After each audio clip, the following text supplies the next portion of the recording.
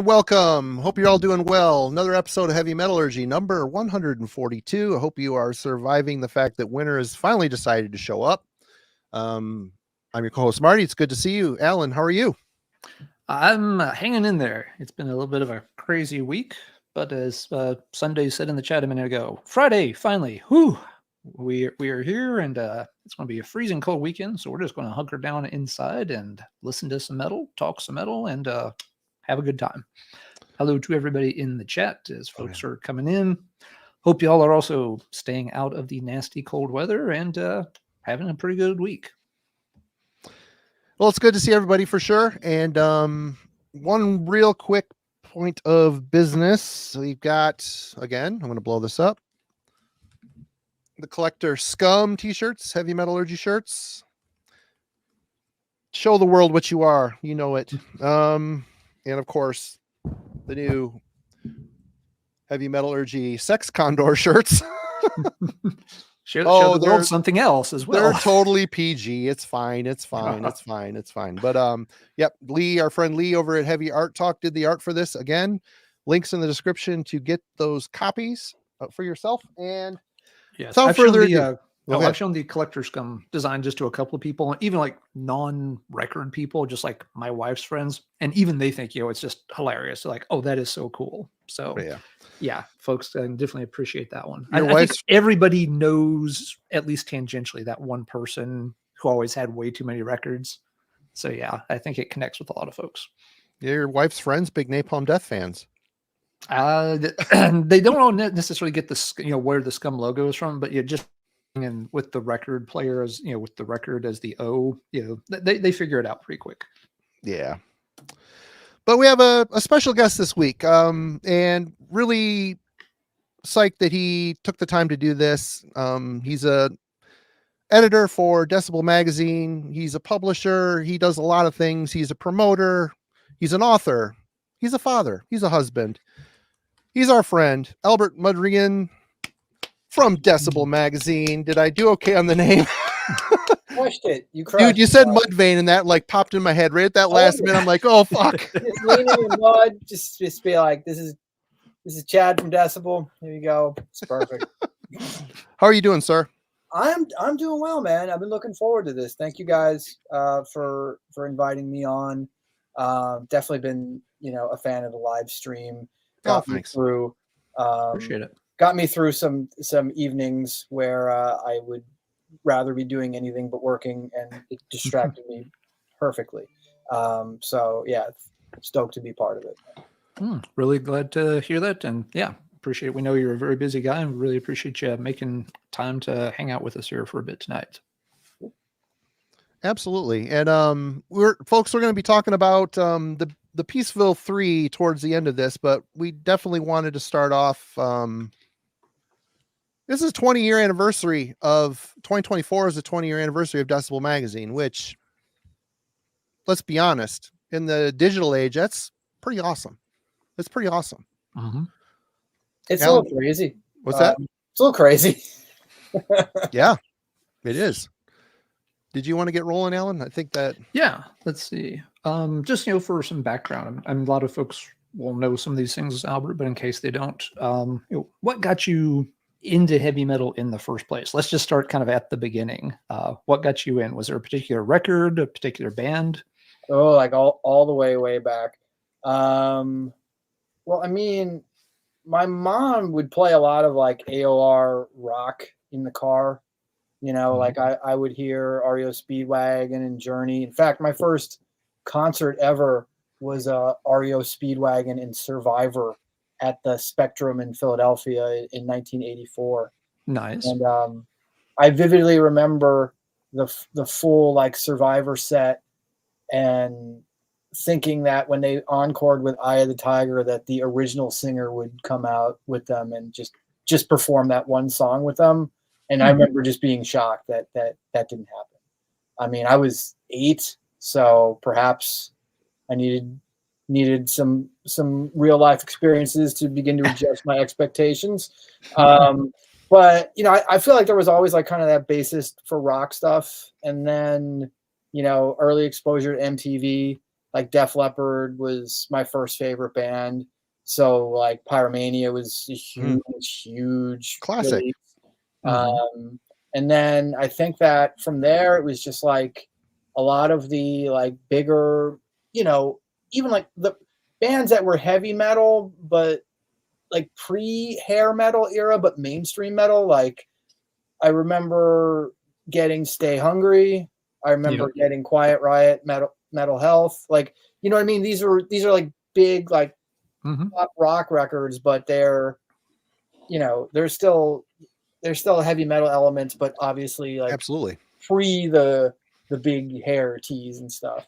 Yeah, they were heavy, but they were they were commercial without being full out glam stuff. Right. Yeah. And so like I think that from there, I think it was maybe 5th grade. I met a kid named Bernie who came into our class. It was either 5th grade or 6th grade, but he came into our school like as the new weird kid, and it was a Catholic school. So if you were the weird kid, it was like really obvious that you were the weird kid. And like I remember he walked in and he had a jean jacket, and he had it, and it was an Iron Maiden Stranger in a Strangeland back patch. Sweet. Nice. The full that full art with, you know, Eddie with the hat and like the you know in the saloon kind of. Yeah, I've got the picture disc on the wall back there behiring me. You know well. So and I remember staring at that during literally like morning prayer, staring at the back of that and just talking to him, be like, well, yo, dude, like, what's it? You know, what's this? And he was like so far beyond anyone in terms of just access and knowledge to like you know the beginnings of like extreme metal. And this is like 1986. You know, I'm 10. Like, and he's making me he'd make me like compilation tapes that had like SOD, King Diamond. Oh wow! You know, it's the first time I ever heard Metallica Master of Puppets, and you know, and there was a bunch of stuff I didn't connect with, and I didn't like some of it. I was like, I just can't. I'm not ready for this. But like, you know, that was like my eyes got opened really wide, really early.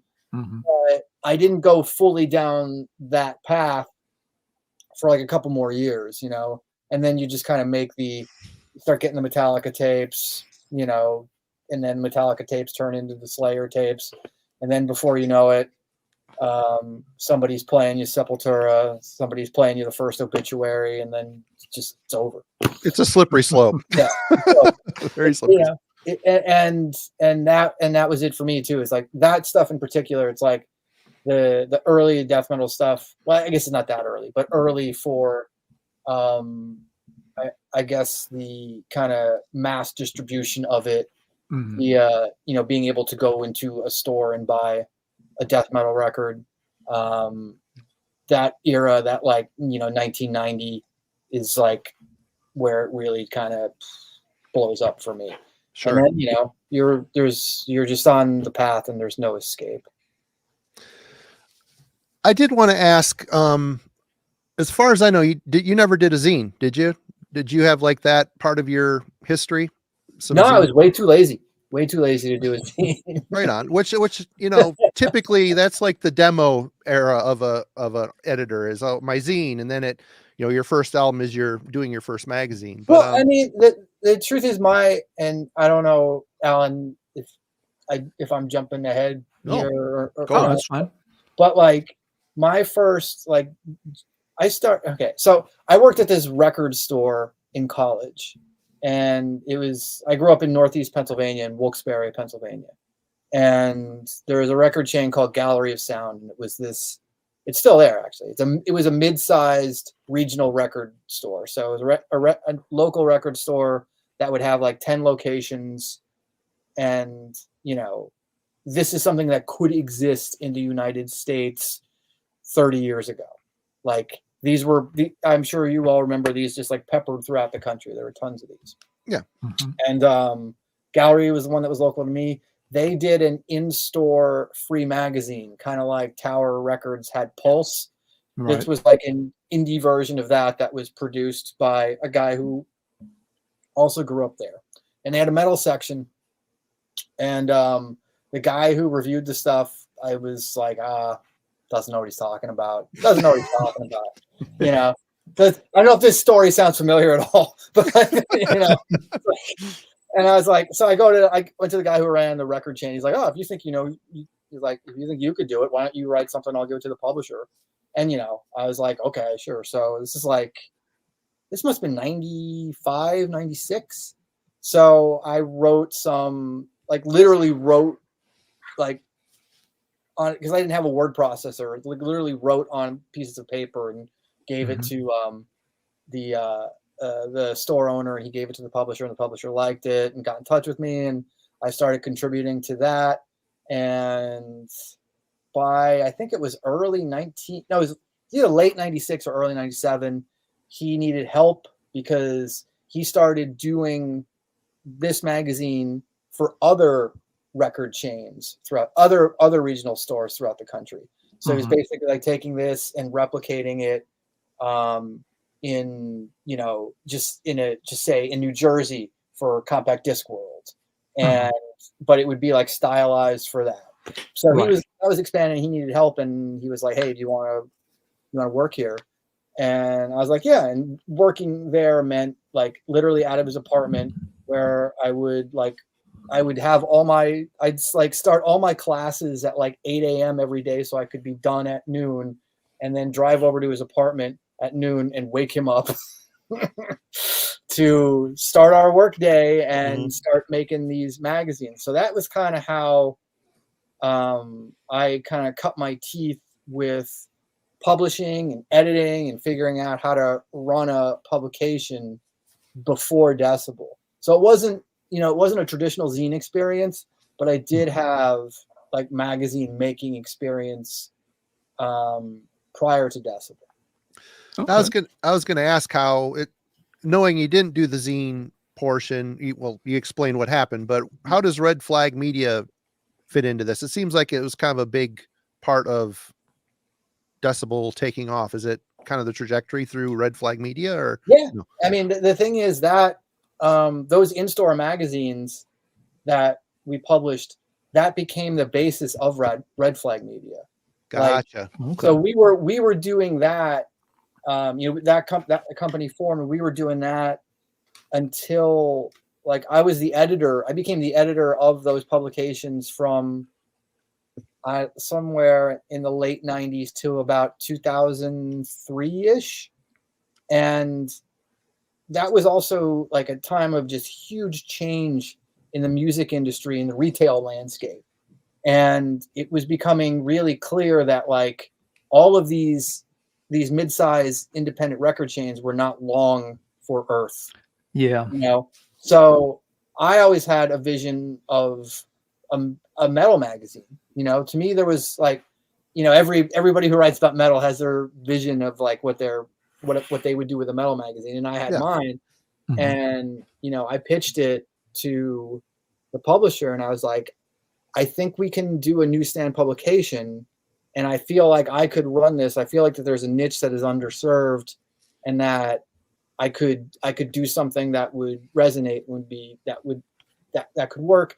And then we finally would have a foot where we're not beholden to we have a foot out into the world. We're not just beholden to these mid-sized independent record chains, which were clearly failing by that time. Yeah. So that was like the beginning of 2004, and he green-lighted it.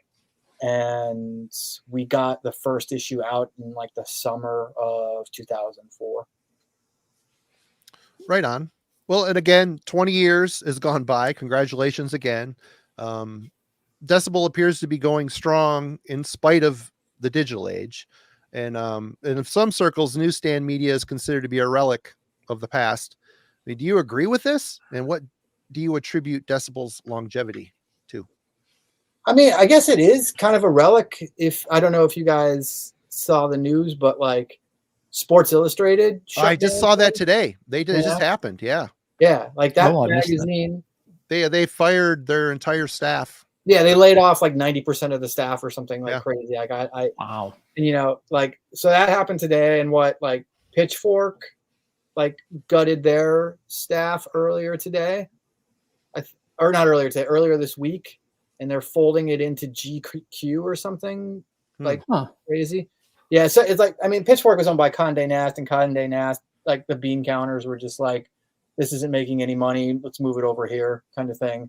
But anyway, sorry, I guess a bit of a non sequitur, but just talking in terms of the challenges of media, whether it's even digital or print now, I think it's, I guess print is a bit of a relic, but like, I think it's more that the mass produced, high circulation, like kind of general audience print publication is a relic to me.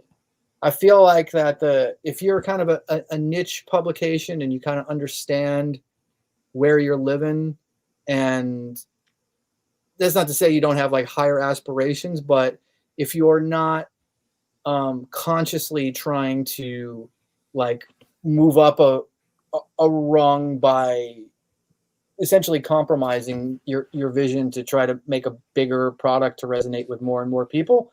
Like, I think if you're trying to do that, you're screwed. But like this idea that, okay, you can basically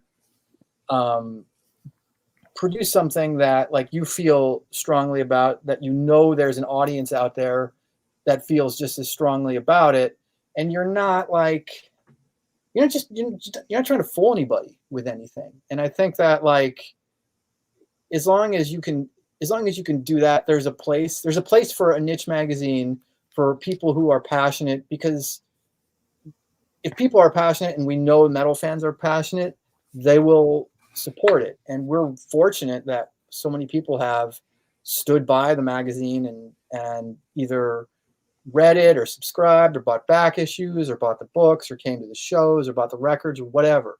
And like it's a lot of people that have like supported us for a long time. And you know, we have our like little reader of the month column we do, and I swear, man, like once every couple months somebody will just reach out to me and be like, hey, I've been a subscriber since issue 12. And you're just like, Jesus Christ. Like, why have you not ever like emailed me before? Or said, hey, you know, and you just start finding how many people have been like just supporting you for a long time. And it's just kind of mind blowing. But again, it speaks to the audience. So is our print magazines a relic? Yes, I guess yes and no, you know? Mm-hmm. And the good thing about it is, I mean, metal is a culture, and we're all pretty passionate about it. And I mean, if you were doing a magazine on windsurfing, maybe it'd have been a different situation for you. But I think a newsstand metal magazine, it's rare. I mean, it happens in Europe, but you know, we're not in Europe, so that's the way it is. I'm sorry to interrupt you, Alan. Go ahead. Oh no, that's okay. Yeah, that kind of leads into what I was going to ask. You know, there are still zines in Europe. When you all started out with Decibel 2004, you know, there were still several other big metal publications going in the US. You still had, you know, Maniacs and, you know, Terrorizer and other things that were in wider circulation. And it seemed like, you know, one by one, they all kind of, you know, fell off over the next few years. And it kind of, you know, Decibel then was like, you know, the last man standing. What was y'all's mentality as that happened? Were you feeling like, oh crap, it's coming for us too? Or did you sense, well, if we can hang on, maybe there's an opportunity here that we can actually have some, you know, longevity? A little bit of both. And there was like oh crap and a woohoo. I mean, honestly, I grew up reading Metal Maniacs, so I was really sad in 2009 when that went away. You know, Terrorizer was really important in shaping kind of the style that I appreciated in terms of a narrative and a cohesive voice of a magazine. So that makes but- sense. I always felt like, yeah, early on, Decibel and Terrorizer seemed kind of similar. So Yeah. that's interesting to hear you say that. Yeah, that was a conscious thing. It was. I felt like I felt like Terrorizer did some things really well that, like, Maniacs did some things really well, and then Terrorizer had a different set of skills. And for me, it was like, I guess I kind of wanted to combine them in a way, and then bring certain elements of them to the fore that were maybe like just kind of touched upon. I just kind of wanted to expand them a little bit, but to answer the question, I would say like 2009 in particular was a little hairy just because of the whole economic collapse, that whole global economic collapse thing that went down. And like that to me was like the one moment where I was like, okay, let's see if we can weather this. And we did. And it wasn't long after that we kind of, I don't know, I kind of started adding these other arms of the Decibel business that, would become kind of revenue streams that you can count on beyond the print publication, like the Decibel tour. It started in 2012, but we got really rolling with it in 2011. The Metal and Beer Fest started, and like we announced the first Metal and Beer Fest back in 2016. We started really developing the website and trying to make that its own thing and try to make it different than a lot of the newsy kind of click-driven websites that are out there. We started, publishing the books in 2015 with the expanded edition Choosing Death that I did. Then I purchased the rights from Feral House, and then we put it out through Decibel, and that was the first Decibel book. And now we are up to something like 11 or 12 Decibel books that we have done. I was going to bring mine down. I forgot to grab them. Anyway. Oh, I got them. Don't worry. Right on. I see the line up there. It's all good. Yeah, we're covered. But so like, yeah, all of a sudden, like all of these things that like were kind of ways to expand the business and grow the brand in a non-gross way, like it became really natural because I think I just gravitated towards stuff that I thought would be cool that I wanted to do. Like, I like books about extreme metal. Let's publish books about extreme metal. I like crazy craft beer. Let's do an event where we put all these cool bands who also like crazy craft beer with these metalheads like to get drunk. Right. Yep. I know that's not the I didn't really like invent the wheel there when I put those two things together, but like I think that it was always really, I think, a genuine place that it was coming from. It was always like, what's the cool idea, and then how does it become a sustainable business? It was never like, oh, how can we make money, and then how do we make that cool? You know what I mean? It was like, right. So I kind of feel like that's part of the reason that it's all worked, and I don't, because I feel passionate about all of it. I'm excited about all of it. I feel I feel a real connection with all of it. So it makes it easier, but I think that's to me, that's a huge reason that Decibel has survived, because you can have a year where, advertising kind of sucked this year, but live events were up. Oh, there was this global pandemic, no live events this year. Well, we can publish a couple more books that weren't on the schedule. Yeah. At the start of this year. So you have the ability to not have, just honestly, just not have all your eggs in one basket. And I think that, like, if something goes south or if something gets weird for a while, you can weather that storm with the other things that you do. Yeah, that's smart. And I think, as you kind of said, I think y'all were smart about what eggs you picked, put in a basket. I mean, like we were joking a minute ago, anybody could think like, hey, throw a big festival, get some bands and some cheap beer, and people do that, right?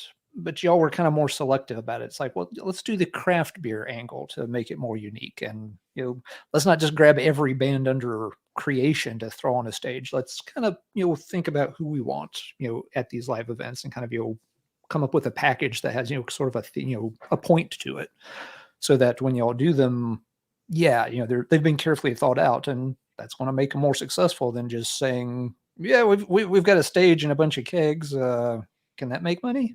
Right. Sometimes that does, Yes. and sometimes that doesn't. Well, sometimes it does, but yes, it can also crash and burn if you're not real Yeah. careful with how it's put together. Yeah, I think honestly, the world doesn't need any more metal festivals. So when the U.S. does. Europe, maybe not. Yeah, maybe not. But like, in a lot of ways it doesn't. So it's like, you don't want to just like create another version of something that already exists. You want it to really have its own voice and have its own feel. So curating the craft beer, curating the lineup, trying to make it manageable, like 2 days, 14 bands, something like for a demographic of people our age where, I don't have to be here for 4 days. I don't have to get through 100 bands. I can go sit down, like, that's a real world reality for us as we get older. And I wanted that fest to have its own vibe, have its own feel. And I feel like we kind of accomplished that, that's the idea. It's like, there's plenty of things that you can do, but like, what's the point of doing them if you're not going to if they're not going to be their own thing? Yeah. And just, take the time doing right. I feel like a lot of folks in those situations just start trying to do more faster. They're like, oh, this thing worked, and I'll just rapidly do more and more and more and more. And then before you know it, they're in over their heads. And a lot of it's not doing very well for them. And then all of a sudden they have to draw way back, and that can be a bit of a death knell. Yeah, I mean, we do 2 Metal and Beer Fest. We do one on the East Coast in Philly and one on the West Coast in Denver. And like, we're not going to do a third one ever because, number one, just capacity issues. Like, I can't do another one. I don't want to do another one either. It's got to be a nightmare. And it's got to be. And the other thing too is just like, it would begin to dilute. I think it dilute the experience for people. It's like, would you say it'd get watered down? Yeah, you Coors Light that out a bit, and it would be, you don't want it to ever be like I got to go to another Metal and Beer Fest. Yeah, well, and you don't want the audience to start to think too. It's like, I'm not going to bother with this one. They just had one a couple of months ago.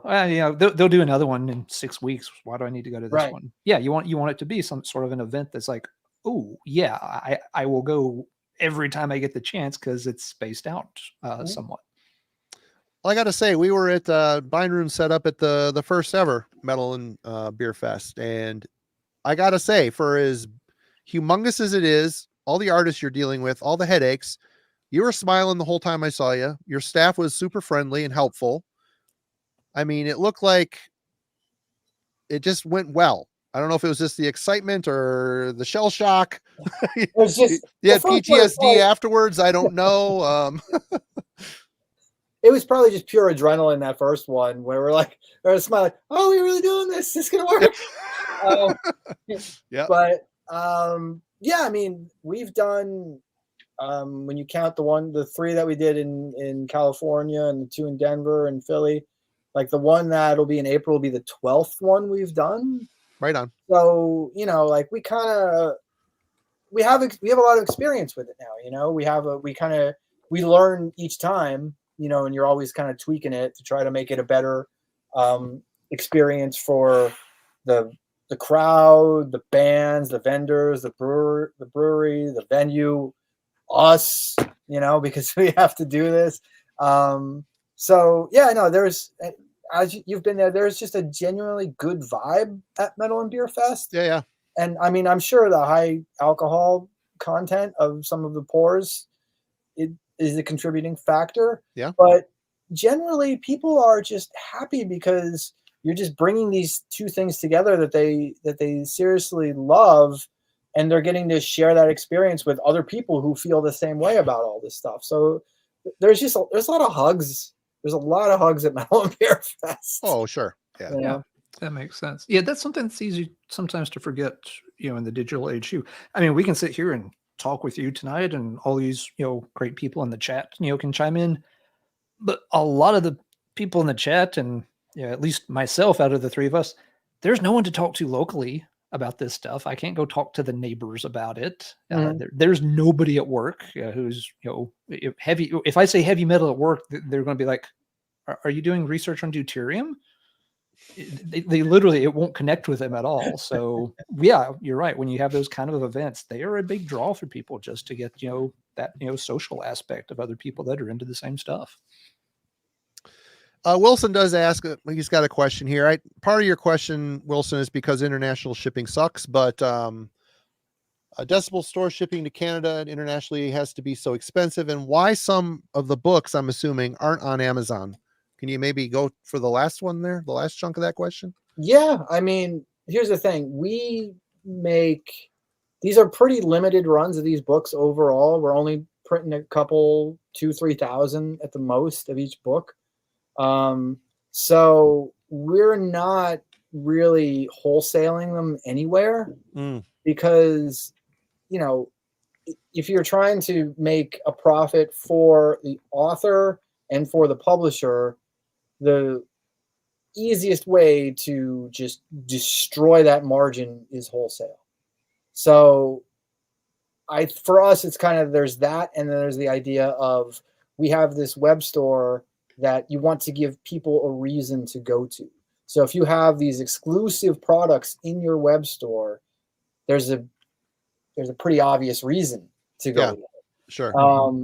And we are trying. I mean, Canada kind of gets screwed, and I feel bad about that. It's stupid. I mean, I'm connected to Canada, and it cost me like a shit ton of money to send a record to Canada. It's right. Fucking you stupid. Could walk it there much cheaper. I could get my car and drive it there for about the same amount of money as it cost me to ship it. It's so dumb. It's pretty bad, and it's really like it's even worse. And a lot of people don't understand this because they're not shipping overseas to the U.S., but it's really generally worse and more expensive sending it from the U.S. in that direction out. So Canada is kind of in a tough spot, but we are working on Europe. We work with Dial Patterson, who publishes Cult under Cult Never Dies out there. Most people know Dial from his black metal book Evolution of the Cult, and he's published a bunch of extreme metal books over the past few years. So what we've been doing is we've been importing some of his books to sell in our store, and we have been literally printing copies of our books, a couple of them, the obituary biography, USBM, and we're going to be doing shortly the Scott Burns book over there.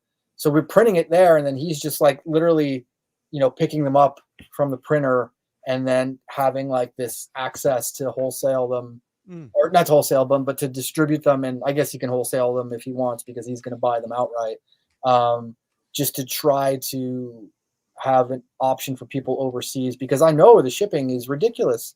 I've been on the other side of it. I have, and this is years ago. This is Jesus.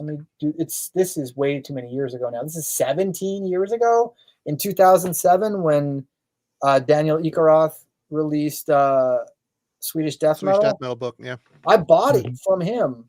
Like, this is before Ian from Bazillion Points repressed it, but like I got it from Daniel and it cost me $70. And it's like, it just kind of sucks, like, Yeah. but so like, I'm not saying like, oh, eat it, nerds, like this is what it is. But it's like, at the same time, it's just like, if we want to continue publishing these things, this is kind of the way we have to do it. If we can find publishers in other territories, whether it be Canada, whether it be Australia, who we are comfortable with, like we are with Dial in Europe, we'll gladly like do versions, like print versions there that are sold like that. But in terms of being able to regularly publish these books that are successful for the author and for us, this is kind of the formula that we need to do it. Right on. Getting back to the magazine a bit, and on a regional and global level, how seriously is competition taken between publications? I mean, is it a friendly back and forth? Is it unspoken or not really even a consideration? We were really friendly with Terrorizer and Metal Maniacs, and I mean, Yeah, someone, I think it was Aaron, did Metal Maniacs and Decibel have gang fights? I'm like, no. no, we're all brothers and sisters. Trust me. Yeah. There was all good. There was mutual love between those folks and us. I mean, I'm happy. I still, I get to work with Liz still all the time, and Liz rules. She's cool as hell. She contributes stuff to Decibel still occasionally. And like if you look at our masthead, I couldn't even tell you how many former Terrorizer contributors and editors are a part of the regular Decibel writers at this point. I guess I kind of threw the question out there because obviously the beat of the heart of a magazine is sadly advertising. It's a necessary evil. Right. And I guess it might have been a little bit different if there was a ton of magazines here in the US that you were competing dollars with. But as digital has taken over, it seems like maybe the record labels are a little less live. They're a little more selective who they advertise with. But that's kind of where I was going with that question. Oh, yeah. That. All right. I mean, there was never like, oh, let's feast on the carcass of this magazine. like pick the advertisers out. Well, it's like if you're in a plane and you crash, I mean, you would eat your buddies if it meant survival, right? I mean, that's how I take it. It's all good. Wow, Marty, that went dark really fast. You're in the Andes, you're in a crashed plane. It's fine. Yeah. It's all good. I'm delicious, I'm sure. I'm a vegetarian, so I'm gonna be the last one. Well, I mean, I might have to rethink some things, but I probably won't taste very good to carnivores. And sorry to derail you there. I'm sorry. But honestly, I think that there are so few magazines. Yeah. And the only one that without naming names that kind of exists that I'm not a fan of. Sorry, I'm laughing at the comments, Albert. Not you. We have a colorful bunch. Oh, good. I'm glad. Yeah. I just, I don't have a competitive drive with like websites or even other magazines at this point. I don't feel like, oh, somebody's going to scoop us or we got to do this. It's just like, I'm aware that other things exist, but it's like, it's kind of like, to use a baseball analogy, you're just kind of like focused on your own game. You're not really worried about what the scoreboard is doing, just worry about like what's in front of you. So yeah. And I'm not even trying to be like diplomatic. It's really just how it works out. Absolutely. Yeah, it makes sense. See, something I want to ask about Albert, because I'm always interested with things that get printed. I play, some role-playing games, but they're physical printed, and people will complain when something comes out. It's like, why didn't you take your advice? It's like, well, this set was already printed 6 months before we got your feedback. That has to be a thing with magazines too. What's the kind of lag time from when you send an issue to get printed to the time that it's actually hitting newsstands or hitting subscribers' mailboxes? It's not that long for subscribers.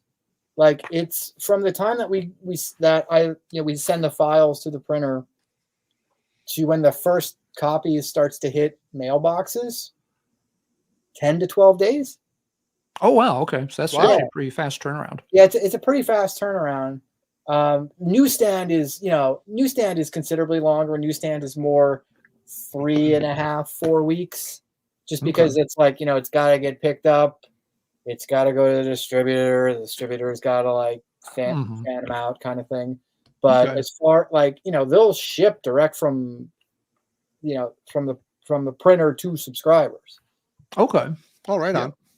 Yeah, because it kind of ties into something else that I wonder about with magazines still in print. How do you make sure, since there's a little bit of a time lag there, 10 days to 3 weeks, depending, information travels so fast online now, how do you all make sure that you're not just going to be completely scooped by the time people read that issue? Because, obviously you don't want people to look at the cover and be like, oh, I just read all this stuff online 2 weeks ago. I don't need to buy this. How do you all kind of work around that?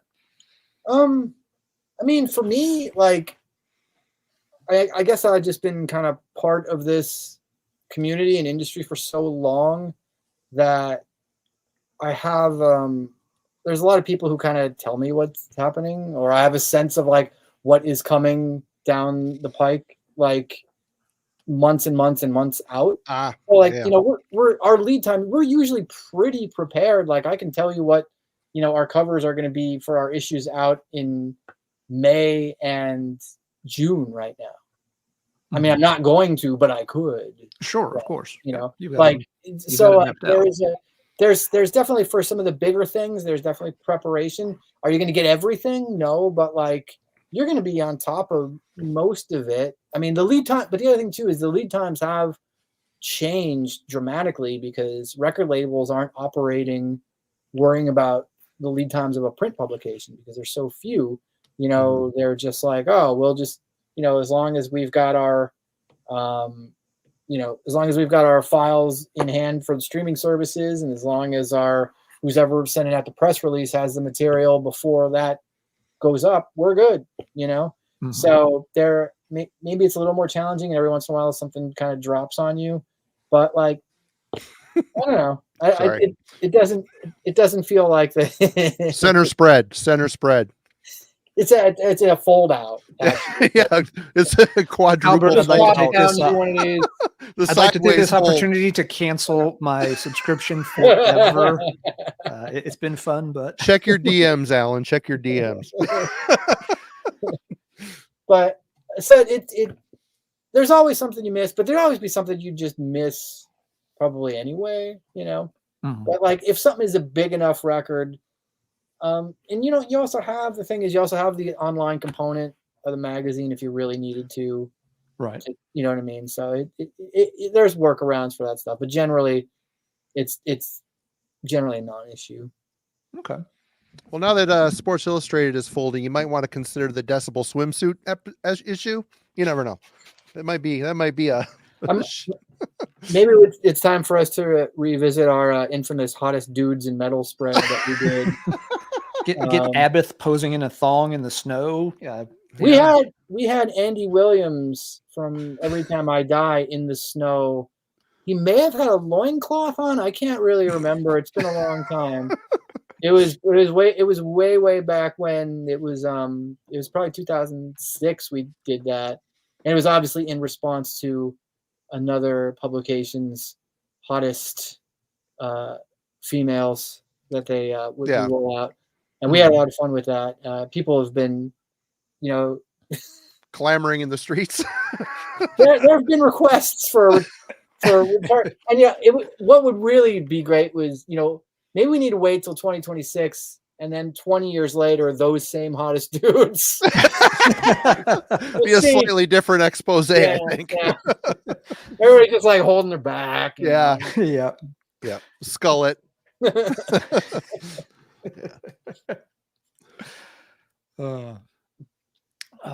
Let's see. Marty, did you have something you wanted to ask? Oh, you're going to skip the one? Okay. Go ahead. I mean, you guys have settled into your place, largely focusing on extreme metal. I mean, is there any form of metal or subgenre that you feel your team is deficient in, or you'd personally like to see earn more exposure in your pages moving forward? I mean, we're light in power metal, generally speaking. I'm sure some of you have noticed. We do cover some stuff. I am trying to, in fact, like we did a Blind Guardian Hall of Fame pretty recently, which I was not, I'm not the biggest Blind Guardian fan. Might come as a shock to some people, but what it is. Stream over. Yeah, Get this guy out of here. I gotta say though, I came around to a lot of that record, Imaginations from the Other Side, like a lot of it. Fucking awesome album. Yeah. And it was like, it was really cool, and it kind of got me like, you know, oh, I mean, but the problem is, it's like some of the biggest ones like we can't do just because, you know, somebody's passed away. But I would say, and that's not to say that we don't have contributors who can handle that stuff. We've got a number of them. You know, Adrian DeGrand certainly can. Chris Dick certainly can. So I think it's probably me just being more accommodating to the subgenre in general. That I would say. But in terms of, and I you know, like maybe there isn't somebody I trust to write about really contemporary hardcore right now.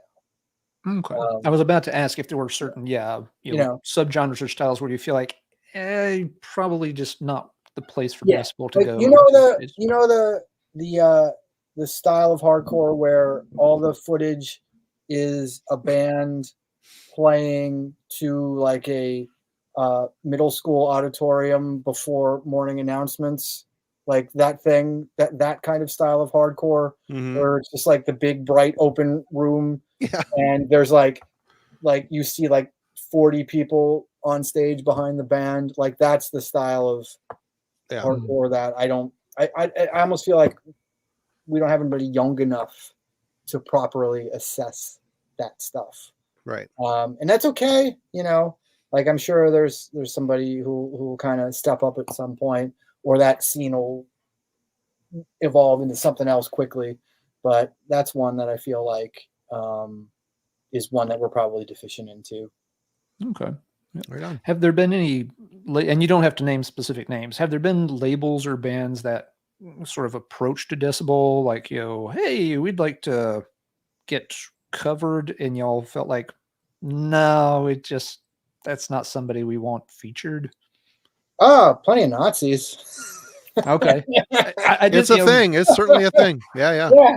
Plenty of sketchy motherfuckers where you're just like, oh, we're good, man, we're good. Yeah. And you know, it's weird. Like, and you know, they approach, and our ad sales guy James, you know, he has to like, he'll do like deep dive like searches on the history of the label, and you got to, man, and it's hard because it's everywhere. It's everywhere. And I mean, basically, if we all started whittling away at our collections of someone who is an asshole or abusive or misogynist or we have maybe 10 CDs left. I don't know. It's hard to say. Anyway, I didn't mean to interrupt you. Go ahead. Well, it's like that does happen. But in terms of like, oh, like that label puts out a bunch of crappy music, you know, I don't have. I saw a comment. Yeah. So, fair enough. You know, I'll get a full-time Denny's correspondent. It's 2 a.m. We're at Denny's. Yeah. Let's open this shit up.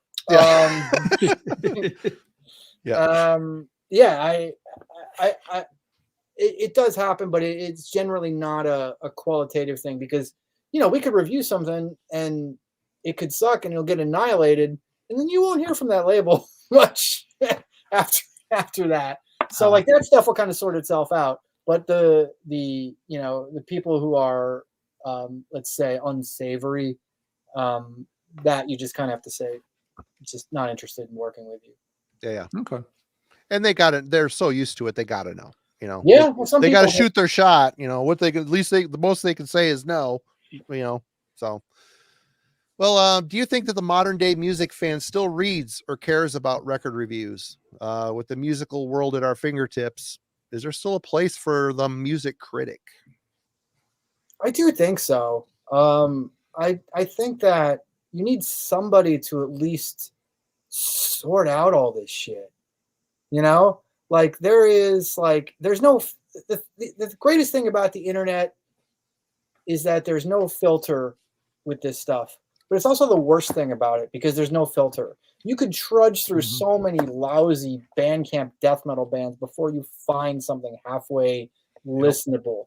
And even by then, your ears are just so desensitized that you're like, I'll take anything that sounds like it was recorded with an HM2. Like there is so much that I do think that there is still a place for people who want to be like, just please show me something that's good, or just give me a roadmap to what's happening now that is the most exciting thing. And because it's like, I think our demographic probably skews a little older, and it's a lot of people who don't have time to just like sit around and just randomly let the algorithm do its thing and hope that something good comes up. Like to me, it's in a lot of ways, it's like providing that service is more valuable than it's ever been. So yeah, I do think that there's a place for it. And I do think that there's still just a place for like good quality writing in the artistry of that. Because I think that we have a lot of really funny, incisive, insightful contributors. Oh, absolutely. Who bring, you like, if you're reading the reviews and you laugh, and you should, a number of them, like you're still bringing something that's just not happening with that like endless scroll of trying to find something out there on your own. Yeah. And like you said, the big thing with reviews for me has always been when you read something by the same people for a while, you start to get used not just to their personality, but their tastes. And so you kind of know which ones become, must buys and which ones aren't. The first, my introduction to Marty was through Maniacs and Worm Gear. And I paid attention to what he wrote because, after, 6 months of reading his articles and stuff, I came to learn if he says something is really good, there's an 80% chance, 8 out of 10 times, I'm going to like it.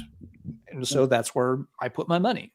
On the other hand, some of the other people that would do reviews, it's just like, this person, sometimes I'm on the same page, sometimes I'm not. I'm not going to run out and buy something just because this writer said it.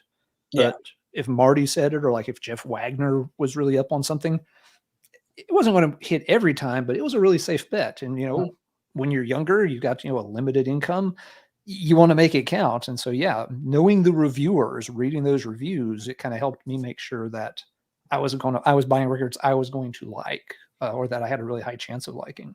Yeah. And we've got a number of contributors that have been around in the magazine for 20 years. Mm-hmm. So you got, 230 months and change of like getting to know some of these people that should give you an idea of like, if you think that they're on your level in terms of taste. Mm-hmm.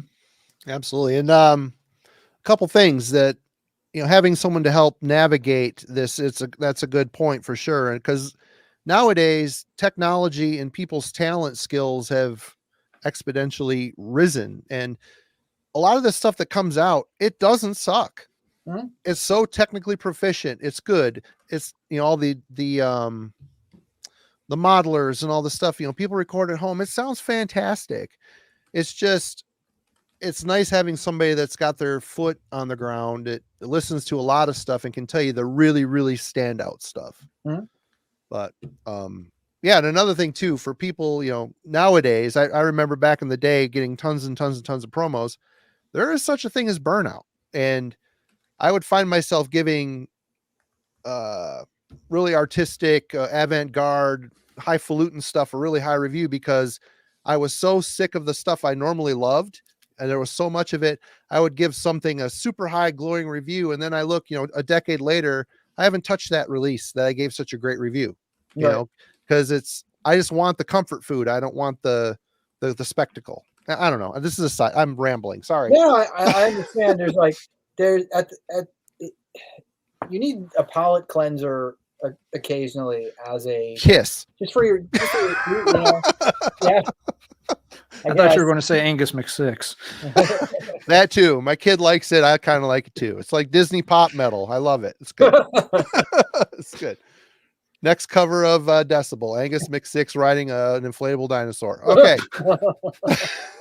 Let's get a little nerdy and talk about the overall look and presentation. I mean, Decibel has always approached the overall look of the magazine with, it's got a very elegant look, but easy to read, which is very important. Yep. I mean, what goes into the artistic formula of the magazine's design? Is this something that you're satisfied with, or do you give the artist free reign to push the boundaries when it comes to the magazine's design? I mean, I know from the Wagner days of Maniacs, he hated the way he wanted to push it. He wanted it to look better, and they always had to fight the publisher. But how does it work with you? You guys say make it look pretty and leave it at that? No, I say get as many of the old Metal Maniacs gradients on the page as you can. It burns us. We did. I should dig it out one day. We did a Decibel yearbook issue where we just took a year in metal and reflected on it and wrote about everything that was kind of going on at that time and try to contextualize it, 25 years later or whatever it was. And we did one for 1991, 25 years later. And we styled large parts of the magazine after the look of Maniacs. Yeah. And it was so much fun. In fact, I might be able to quickly, there it is, like the cover. Oh shit! Guns N' Roses on it. But like, if you'll see at the bottom, we did like the little. How did I not have that issue? I don't think. The film thing. The film strip that you'd always see Maniacs, and there is. That's hilarious. Where there, I felt like there were a few other things that we did with it that were just like really like. It was just really fun. And we did something when we did one during the pandemic. We decided to do one more. We did one for 1995, and that one was styled completely after like mid 90s Terrorizer. Right. So like we're cognizant of the look of things. Like we're a magazine, so we're not a zine. So we never had any desire to try to like make it look zine. It's always like, let's present this as a magazine. Like, and back when we started it, like I was in my 20s, and I had like like I always, I would buy all these metal magazines, and they would just be kind of, some of them would be fairly ridiculous looking, and you'd take them to the counter, and I was always like, man, it'd be cool to have like a magazine that I could read that wasn't semi-embarrassing to take to the counter with the look of it, where it was just like, was this like, what kind of design went into this? Like, is this a real magazine? And so it was always like important for me for it to look good. And I've been really fortunate to work with, there's been 3 art directors over the history of the magazine. And the one who does it now, Mike Wahlberg, he's been there. This year it'll be 8 years he's been art director, and he's like, he does, not only does he design and like lay out the whole magazine, he designs all of the Metal and Beer Fest logos, all of the tour logos, all of the ad mats for the events that you see. Oh wow. Like, he's a total badass. Yeah. And like, so we're like all the like the t-shirt designs for the events, he does those like illustrations. So like, I'm really fortunate to just have these incredibly talented people who have worked on the magazine and been passionate about it, like he's crazy and I love him for it, because it's like, he cares and he understands the aesthetic, and he has brought his own spin on it that has made it better than it has ever looked before. And like it's definitely important. I think that people like, I also don't think people understand how hard it is to be a good designer, because everybody has access to these design tools, these desktop publishing tools now that 15, 20 years ago only graphic designers had. So I think everybody thinks, oh, I could lay that out, or I could do that. And then like, even me, I'm like trying to like do a flyer for my kid's birthday party and it looks like shit, and I have to be, Mike, can you do this? like so like it's a really, I'm glad that you pointed it out, because I think it's something that just gets overlooked too often. He does a fantastic job, and it's Agreed. It's a really important piece of the whole presentation of Decibel. We're visual creatures. I mean, the words are important too, but when there's a nice union, it's chef's kiss, you know? Yep. Makes sense. Yeah. Sticking with, some of the, getting into some of the minutia. We talked earlier about some of the ways you branched out with, live performances and books and such.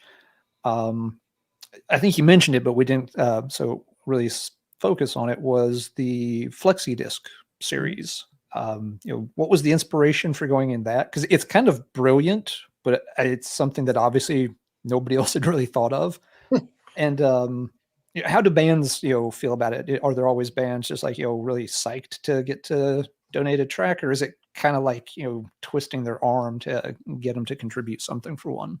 No, it's easy now, because it's such an established series now. We've done, like, the flexi series started was the end of 2010 that the first one appeared. And the funny thing was, the idea for it germinated in 2007 when we were doing a Pig Destroyer cover, our first Pig Destroyer cover for their Phantom Limb record. And Scott Hull from Pig Destroyer was like, it'd be really cool if we could do a flexi disc. I have an extra song, and maybe we can include it with the magazine. I'm like, that'd be amazing. Like, I haven't not would wind up in a magazine like that. So I was like, all right, let me see. And I could not find anyone on earth producing flexi discs in 2007. It's like every vinyl manufacturer that we reached out to was just like, nope, I haven't seen a machine in years. And then literally years went by, and somebody tipped me off that Pirates Press in San Francisco had got a machine and got it up and running. It's who I've been using for decades. Yeah. By the way. Yeah. Who's your guy there, or girl? Well, it's like, I mean, Eric, the owner, I'm still in touch with, and Chad I deal with a lot. We deal with, mainly Damon's my guy. Okay. But anyway. Yeah, they're super, super awesome. Awesome. And so they got it up and running, and I was like, maybe we can actually do this. So I reached out to some of my friends, like, who's got what, and Brutal Truth had 2 songs that they were going to do with a split with someone. I don't remember who exactly, but like they were like, oh, we could just record more songs for that split whenever. Why don't you take these songs if you need them? They could be the first flexi. And I was like, okay, awesome. So, and then it became like, oh my God, these things are so expensive to produce. How are we going to do this? So keep in mind, this is like 2010. This is like the heyday of like weird shit getting in, like weird corporations like throwing money at metal. So I was like, going to call Scion. And like, that company's not even a thing anymore, is it? No. I mean, hell, they were putting out Immolation records, and I mean, it's Toyota, but the brand under is they canceled that whole branch. Not everybody wanted a rolling toaster, apparently. Looks like a toaster. Anyway, go ahead. Tiny cars. Yeah. But I reached out to them, and they were into it, but I could only get them to commit for one flexi, and I was like, oh man, this is going to be a monthly thing. How am I going to do this? And they decided they were only going to do one, but I was like, okay, you can. So they like basically ended up funding the first one, but we managed to just kind of piece it together to where we could, charge a little bit more for the sponsorships with that came, or we could charge a little bit more for the subscriptions rather that came with the flexi disc versus ones that didn't. We managed to kind of make the financials work to where, it cost money, but people were so into it that it drove subscriptions. And I mean, I can't tell you if it it probably breaks even-ish at this point. I don't think it's a big profit center in any way, but it's just they're so much fun, and they make people so happy, and the bands get so excited.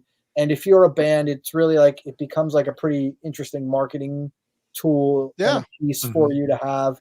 And if you're a vinyl nerd and you're in a band, the idea to have one is just super cool.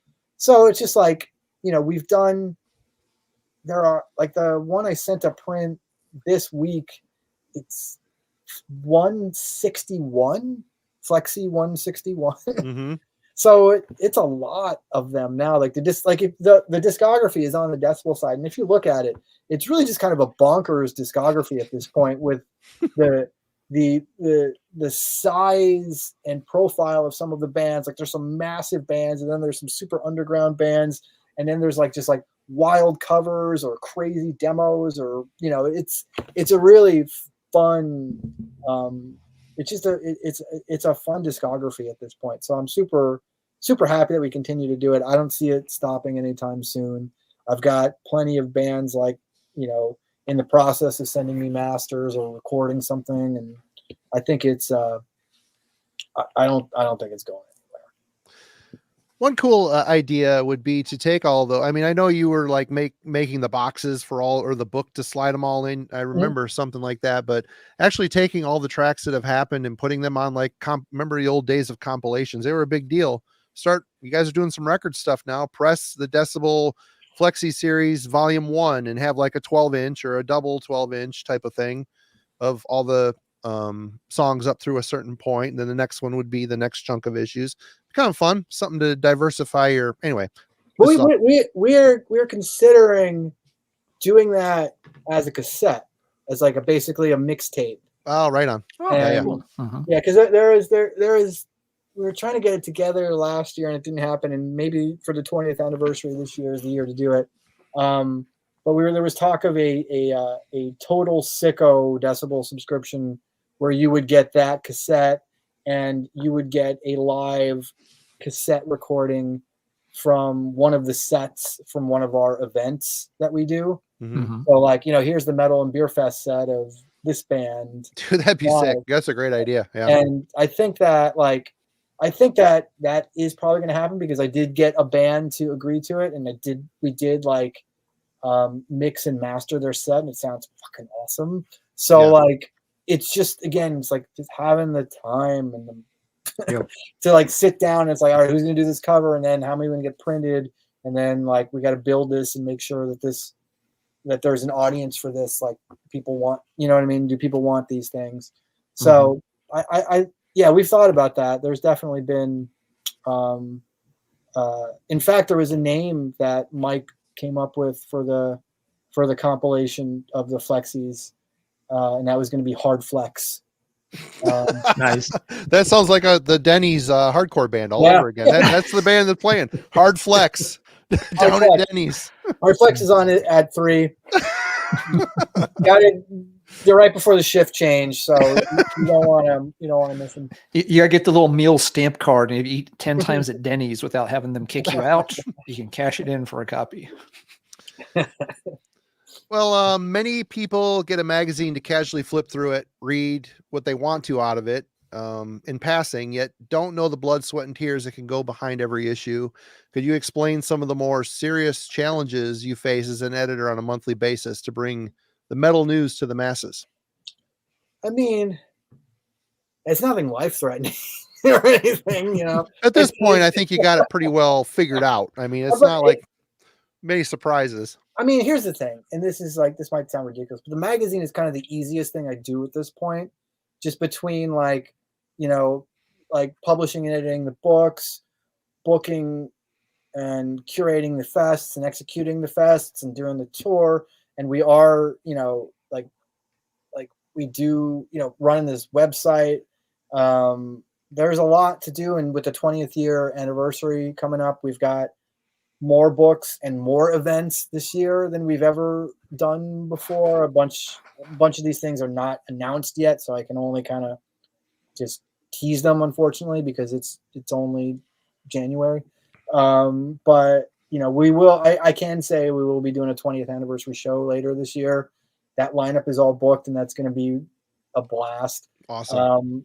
But there's the magazine is like, it's almost like the relaxing thing that I can do, because it's the thing I've been doing the longest, the thing that I know how to do better than anything else that I do. The thing that I did have some training in, because I didn't have any training in any of this other stuff. It's all just been figuring it out on the fly, you know? Sure. So for me, it's like, yeah, there occasionally, you know, you're scrambling a little bit if like a cover shoot gets delayed, or there's some writer who's delinquent, or you know, something doesn't go according to plan. But it never feels like the end of the world, like it does if, like, you know, worrying about some band getting their visa, or some, you know, somebody missing a flight to somewhere for some, that, you know what I mean? Those are the things that really, really raise the stress levels. And I'm not saying that I'm not saying that the weekend that we go to print every month, I am working that weekend at nights, making sure that the early part of the following week when we go to print runs smoothly. But again, it's all like, you know, this is issue 234 of Decibel I'm working on right now. So I should know how to do this. You got it sorted. You know? So yeah, so it's like, it's everything else but the magazine in some ways that causes the stress. Sure. Yeah, makes sense. Let's see, Mari, shall we talk about the books some more? Absolutely. Yeah. Let's see. So just quick thing. I think, yeah, a lot of folks, of course, are familiar with Choosing Death. And as you said earlier, you got to, you know, buy the rights back and reissue it, but kind of an expanded edition. Any thoughts? Is there going to be a re-expanded edition? Because so many of those bands have remained active. There's been a lot of activity since that expansion. Would you do, you know, sort of another update, or at that point, is it just time to do another book and start with something, a new title and a new direction? It's hard to make people buy the same book over and over again. You know, I don't want to do that. But there's so much that's happened in the, like, it was 2005 that book came out. Yep. Or 2015. I'm sorry. The first one was 2004, because it's also the 20th anniversary of Choosing Death.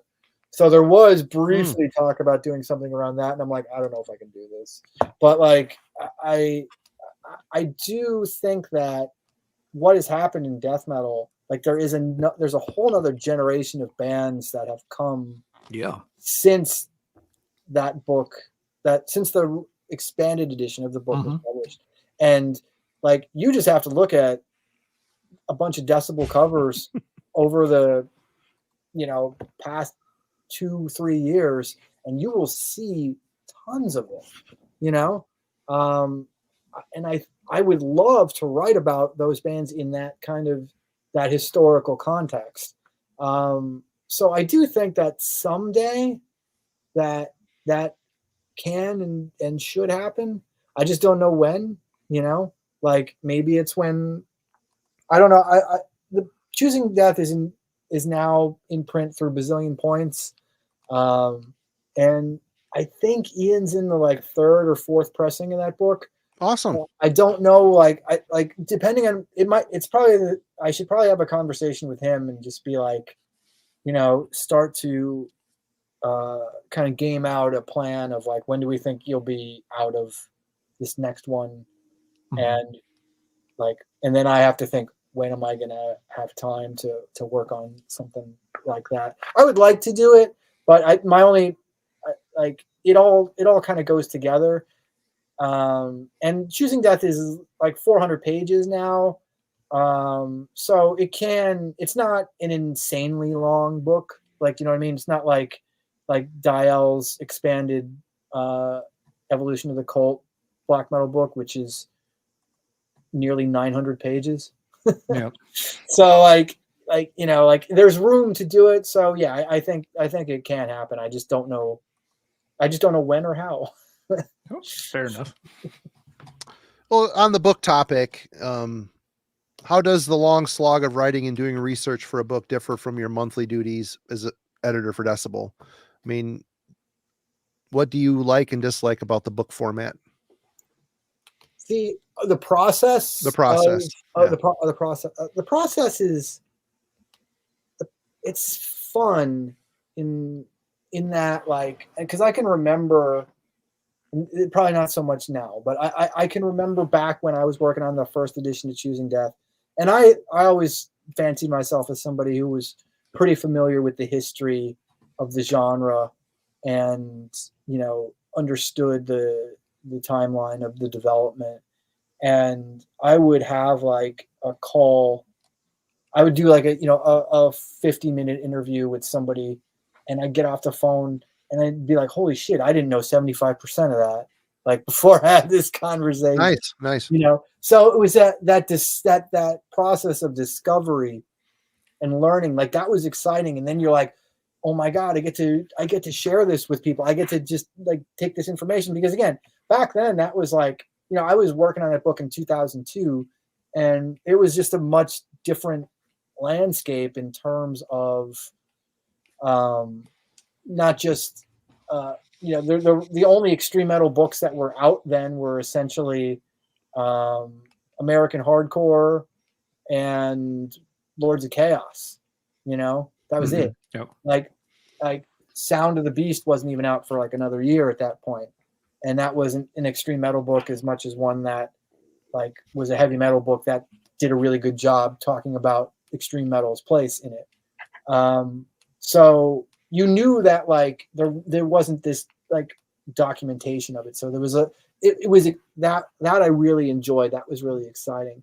Where Decibel, it's more like you're getting excited about sharing everything that's happening right now with people. Whether it's a band like I think I saw somebody mention it in the comments. Maybe it was Two Mold. Like, yeah, I was going to circle back to that. We need to talk about that backlash about that. That interesting.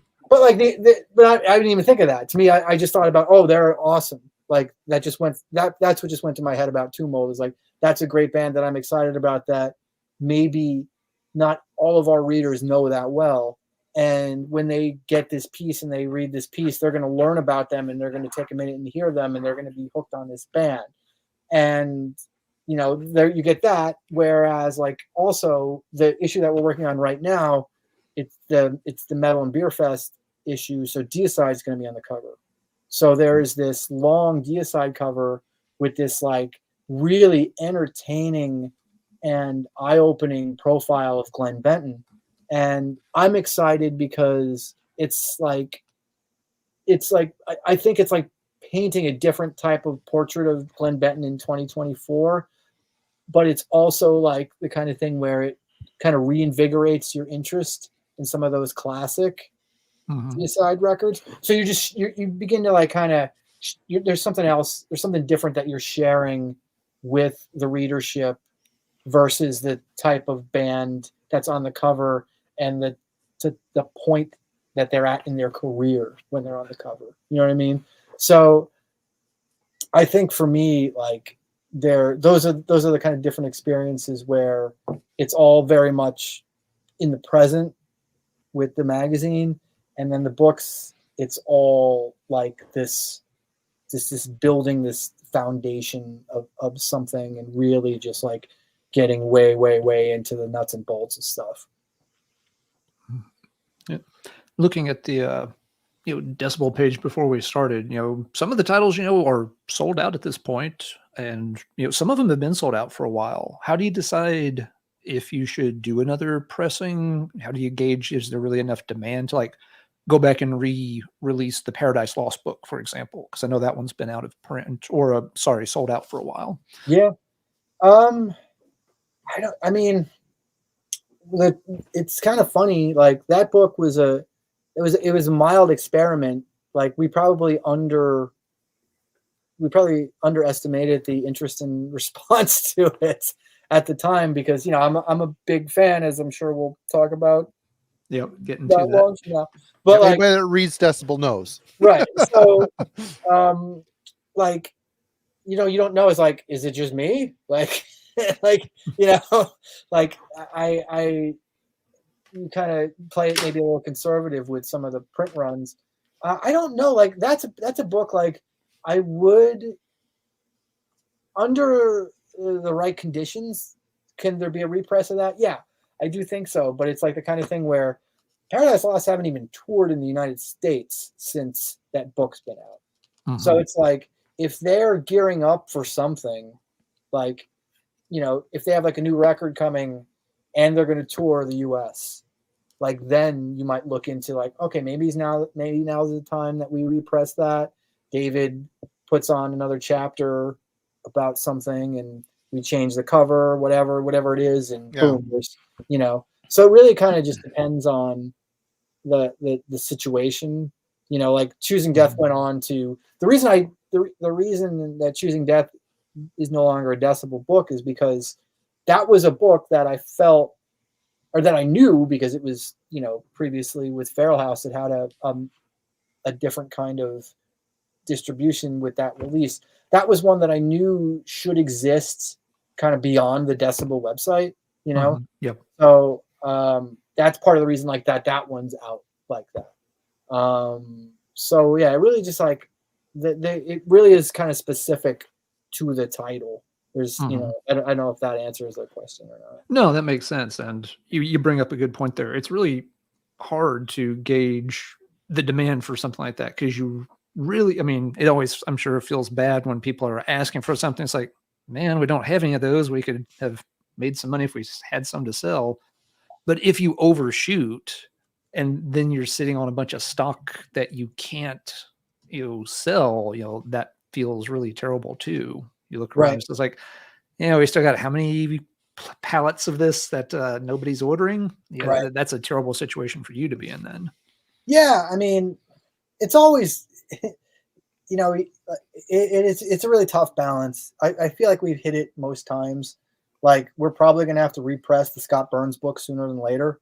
The book is awesome. It's a fun read. Yeah, David crushed it, man. And David rules, and Scott's a super fucking sweet guy. It was so great to see him on, because, you know, I know he's such a modest guy, and he's done like, I feel like the poor bastard's done more interviews in the past like 3 months than he's probably done in his entire life.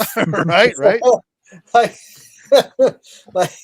So it's rough, but like, but like that book is performed really, really well, and I'm excited that it has an audience, and that it kind of read like a Decibel Hall of Fame to me, which is the first oral history like kind of design of a book that we've done. We've never done one like that, but David and I kind of talked about it, and we agreed that was the best way to present it, that it would make more sense doing it that way, and it's fun. It's a different kind of experience with a book like that, because you could just pick it up and just be like, I'm going in 1992, and you could just roll. You know, it's a different, it's just a different reader experience. I'm really into it. Yeah, I really liked the way they did it. So I read the whole book in 16 hours leading up for the interview, and I had my phone listening to the album as I was reading about it in the book. It was kind of a cool way to do it. I would recommend anybody that gets the book, and you should get the book, go in and listen on your phone to the albums as you're going through the chapters. It was cool. It really kind of highlighted the whole experience for sure. Anyway, I didn't mean to interrupt you, Alan. Go ahead. Oh no, I was just going to say, Chris had this question I thought was a good one, if Albert doesn't mind answering it. He was asking, you know, how did you go about approaching John Peel to write the foreword, and what was your experience like, you know, interacting with John Peel?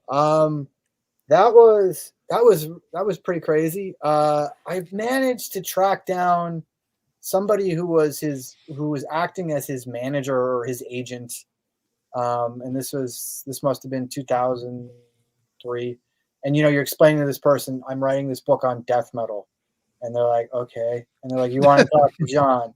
And I was like, yes, I'd like to interview John for this. He was really instrumental, and, you know, everybody knows this story. And this person probably gave me the runaround for 6 months. And eventually they just, you know, relented. And they're just like, okay, here's John's number. He says to call him. I was like, all right. So I called John Peel, and we're talking. Dude, just call him John Peel, whatever. Fuck it. What's up, bro? How you doing? What's up, bro? and he's great. He's just 100% John Peel at the doing his thing, and like has really fun anecdotes and has a really good memory and a good take on the whole situation. And I was like, I just expressed my gratitude for him doing, talking to me. And he was like, hey man, he's like, if you ever need anything else, this is my number. Don't contact the agent. Just call. Just call. Very nice. And That's I cool. was like, all right. So, like 6 more months went by and I was like, man, I got to start thinking about who's going to write the foreword to this book. And I was just like, man, imagine if I get John Peel to write the foreword. I've got his number. I was like, I got his number. And he explicitly said, just, anything, just give me a call. Yeah. So I call him up again. And I'm like, hey, John, I'm Albert. We spoke. He said, oh, yeah. How's it going? I was like, it's going good. I was like, in fact, I'm like, I'm getting closer to the finish line. And I was wondering if you would consider writing the foreword for it. And he was like, sure.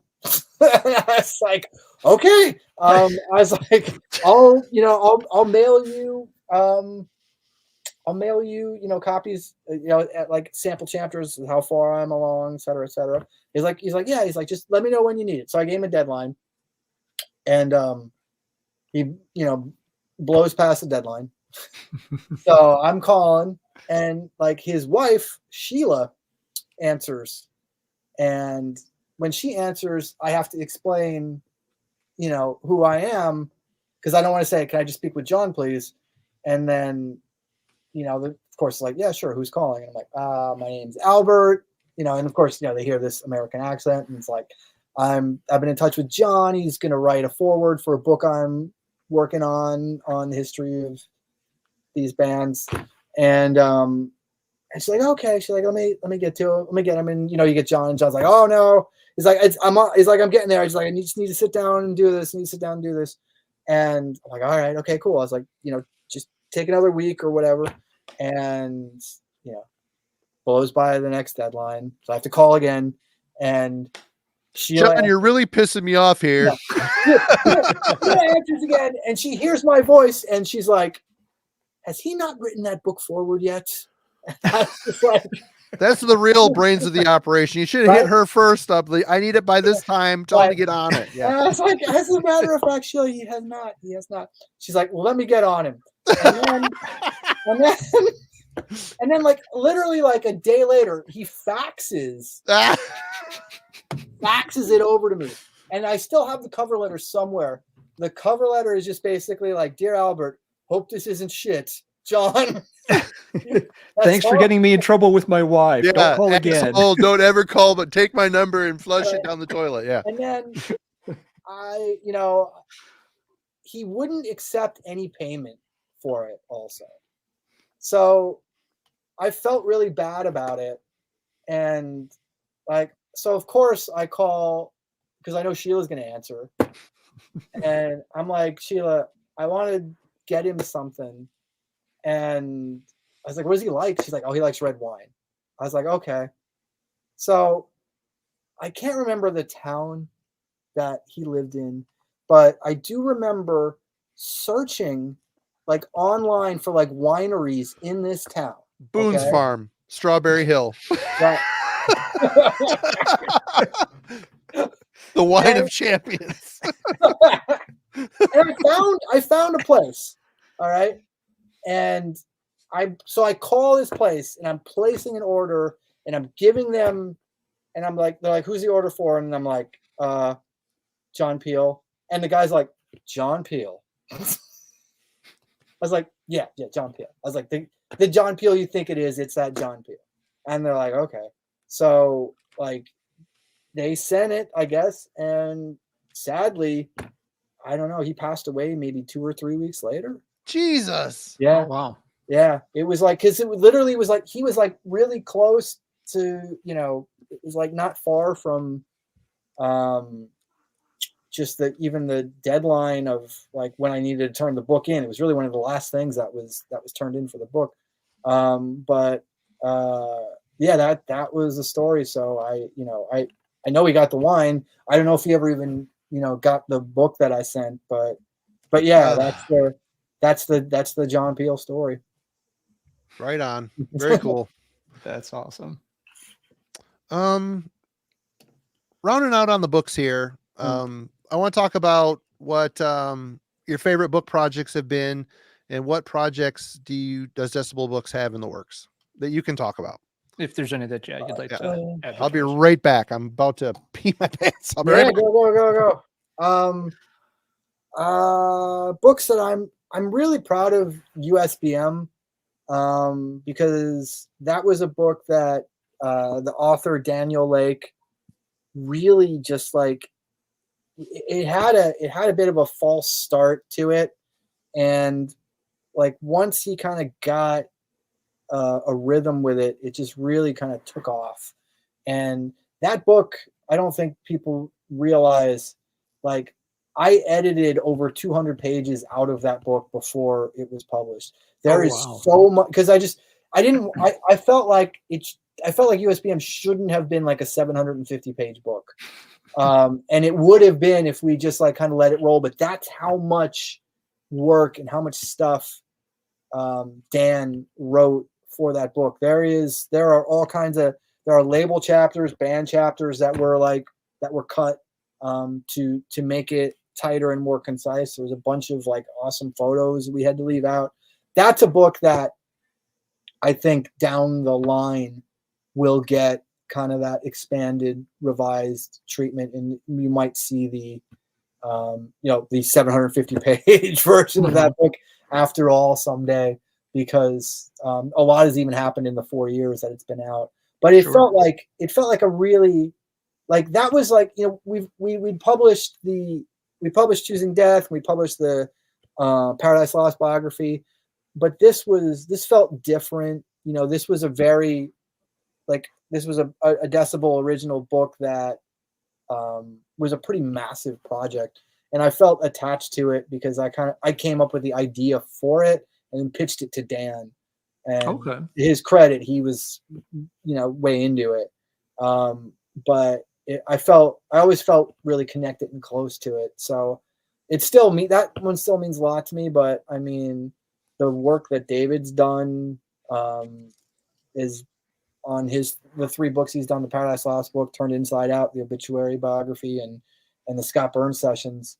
I mean, the Scott Burns sessions in particular, just getting to work with Scott, whom I got to know during the Choosing Death days, and I absolutely loved the guy then. He was just like super cool, super just fantastic, man. Like, I think I wrote in my editor's notes a story about how literally within like the first 2 minutes of talking to him explaining to me that he had Buccaneer season tickets and to come down and go to a game with him. He reached out to me and Alan and said, if you guys are ever in the Tampa area, hit me up and I'll take you to the best burger and beer joint. And I'm just like, this guy rules. Yeah, he totally will. I want to go to Florida just because of that. Right. So, like you get doing the book is such an adventure, especially when you're doing stuff like David has done now with this book, where there are so many different types of people from different bands and different personalities, and you get to know them. Choosing Death, like that just changed the trajectory of my life, really, with getting to know like Jeff Walker from Carcass and getting to know the Napalm guys closely. Like, that's like, these are people who are like still dear friends of mine to this day. And I think it's funny because they were just like they were these like mystical heroes to me growing up. And now it's like, they're like, I'm involved with like, helping promote their careers, whether it's with the magazine or with the live events or with records or whatever. I mean, I got to release a Venomous concept record with that Shane wrote. Yeah. Like it's like that stuff is wild. So yeah, it's I love all of them, man. The Hall of Fame books are a blast. We're gonna do another one this year. We have there's another band biography that's gonna drop in third quarter maybe. It's not a David book. It's Kevin Stewart Penko who's writing it. So I can't. We go the back in the. I love that dude. I used to hang out with him at Metal Fest back in the day. Him and Sean Palmerson would crash in our hotel room at the Metal Fest, and killer dude, solid dude. He's Kevin awesome. rules. Yeah. Used to have the zine Doomhauled for anybody out there that.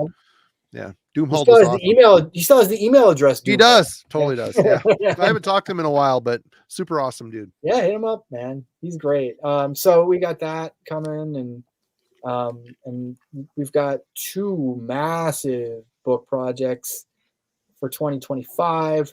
We've got another crazy one for 2026, which is I won't give much away on it, but it is a label history, which is a new thing for us.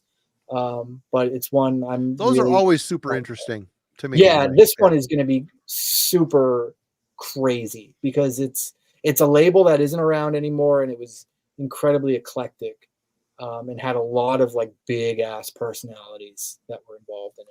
So Interesting, cool. yeah, so yeah, there's a lot of book projects that we have going on as always. Okay, let's wrapping this up a bit. Looking back on the history of Decibel, 20 years again. That can't be understated. That's a huge. It may not seem like it, but it's a huge thing. Issue number 1. Can you still look at it and be proud of what it is? Yeah, I can. I can look at it, and there's some naivety to it, which I think is fun and great. Sure. But I think that you can still look at issue number 1 and look at issue 233 that'll be out next week, and I think you could still draw a red line from 1 to 233, and it it has evolved obviously, and it has kind of grown up in some ways, but no, I can still look at issue number 1 and be proud of it. I still remember doing certain things, like I can flip through it and be like, oh yeah, like I wrote the cover story to issue 1, which is funny. Like that's the only cover story I've ever written for Decibel. Huh. I'm never gonna write another one. It's never gonna happen. Like and that's issue 1. Like that's kind of fun and funny. But yeah, it's great. It's issue 1 doesn't. Issue 2, the Hall of Fame appears. So yeah, it's like when you think about like how the evolution, like it's like we didn't even figure out the Hall of Fame to the second issue. So that's always my favorite part of the magazine too. That's always the first thing I read. If it's an album that I care about, I'm in. Yeah, I don't think you're going to care about the next one, but you never know. No laser shooting dinosaurs? Probably not. Okay, same question regarding the growth and evolution, but regarding the growth and evolution of Decibel, is there something you would change in hindsight?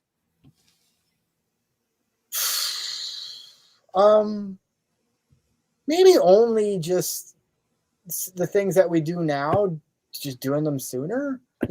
Like I can't really look at the funny thing is it's like we never really stop doing anything. We're just always adding stuff. Sure. Which is great, but also like a less than sustainable formula for survival as a living being. Like eventually there's got to be a little give, I guess, but like I don't. There's nothing I look at. Like there are some covers that are like in retrospect maybe dubious. Probably. I can look at like the magazine around 2005 and see a real lean into the metallic hardcore and metalcore that was going on then. I can look at that now and go, oh, yeah.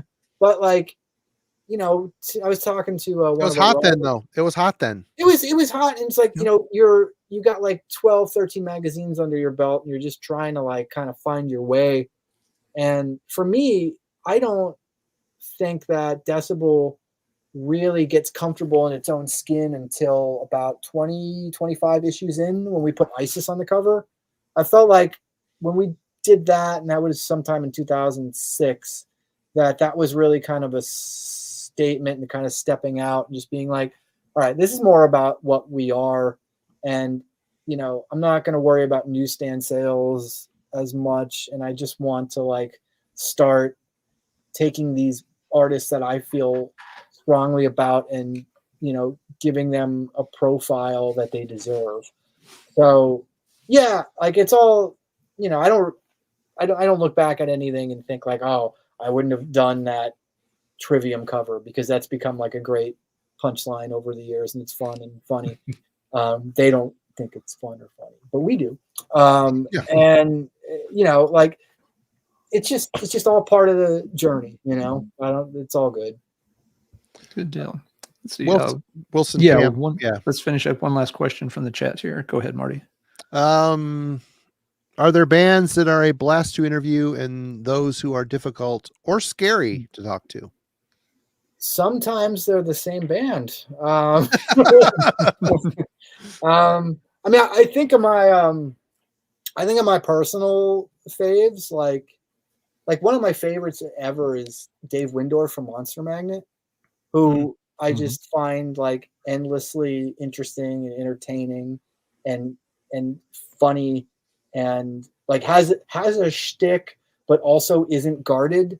You know, that's like it's a rare thing. It's like obviously like somebody like Peter Steele was a great interview, but he had his shtick. He had like all these canned lines that he would throw out there. But every once in a while you could kind of get him to drop his guard and you'd get like something really like, you know, really interesting. And like, can you imagine how many interviews that guy's done though over the year? At that point, yeah, canned lines just kind of become the thing, you know? Yeah, just getting through it. Yeah.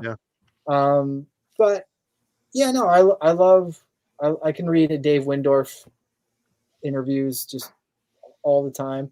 I feel like, I don't know, I'd have to go back. I feel like the Q&As that Jay Bennett does, even if it isn't the most engaging guy or gal, he always gets something out of them. Like he's really one of the masters as far as an interview goes. Somebody who can create like an engaging, fun thing that isn't, you know, you don't even have to like the band, let alone whatever the new record is, to read one of his Q&As and just like get a kick out of it. And I'm happy to just read his stuff. But, you know, I don't know about like, I mean, I don't do a lot of interviews anymore either, you know? It's just like, I don't have like that bandwidth, unfortunately. Yeah. So for me, I've never been afraid or scared. I mean, maybe a little intimidated, like when I interviewed like Henry Rollins a couple times, things like that, you know? But like, I don't know. Like, yeah, to me, it's people with big personalities. Somebody like Windorf is awesome. I have to say, back in the Maniacs days, I would get intimidated, you know, talking to Isan during the Anthems era or Abath or Immortal. I'd have to slam 3 or 4 beers before the interview. And it takes a minute to build a rapport and get comfortable in the conversation. Once you realize, the older you get doing this, you realize they're all just people. You know, we as music fans, we put these people up on a pedestal, especially if they're bands we followed since we were younger. There's an element of nostalgia to it, but you put them up on this pedestal and then you meet them. You know, everybody says, "Oh, never meet your heroes." So a lot of heroes I've met have been pretty fucking cool. Yeah, they've been just normal dudes. You know, some people like the Peter Steele canned responses. A guy like that has been under the microscope a little bit more than, you know, your normal underground metal guy. But you know, there's something I just gotta say, people don't realize the work that goes into doing something like Decibel. There's a lot of moving parts. There's a lot of people behind it. There's a lot of coordination, and I lost my train of thought. But they're all working towards a goal, and there's a lot of the interview thing. It's a skill. It's a skill, and once you get the skill mastered, it could provides some really interesting, when you hang up the phone after an interview and it went really well, or you do one of these live streams and it went really well, there's like a feeling of that was a killer conversation. I'm glad we were able to share that with people. And I don't know that the normal person sitting on a toilet reading Decibel, might not realize what the behind the scenes that goes into it. And that's what I was kind of hoping we could, at the end of this interview, try to shine a little light on some of the cogs in the machine. You know what I'm saying? Yeah, no, there, and that's the thing too. There's a number of people who work on the magazine who aren't me, who the spotlight should be on them. Like our ad sales guy, James, our designer. James is awesome. Nice dude. Yeah. Salt of the, funny thing, I'll tell you, I didn't think James would be a good ad salesman because I thought he was too nice.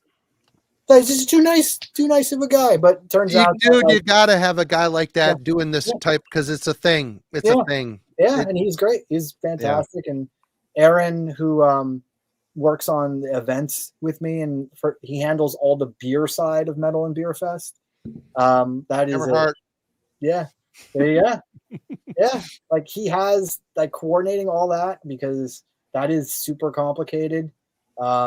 Because there's certain laws and certain restrictions, different states, different venues. Like there's a lot that goes into that. There's so much work that the breweries do to even get to the events, to bring special collaboration beers, and everything. And obviously, we talked about Mike, what he does with the design.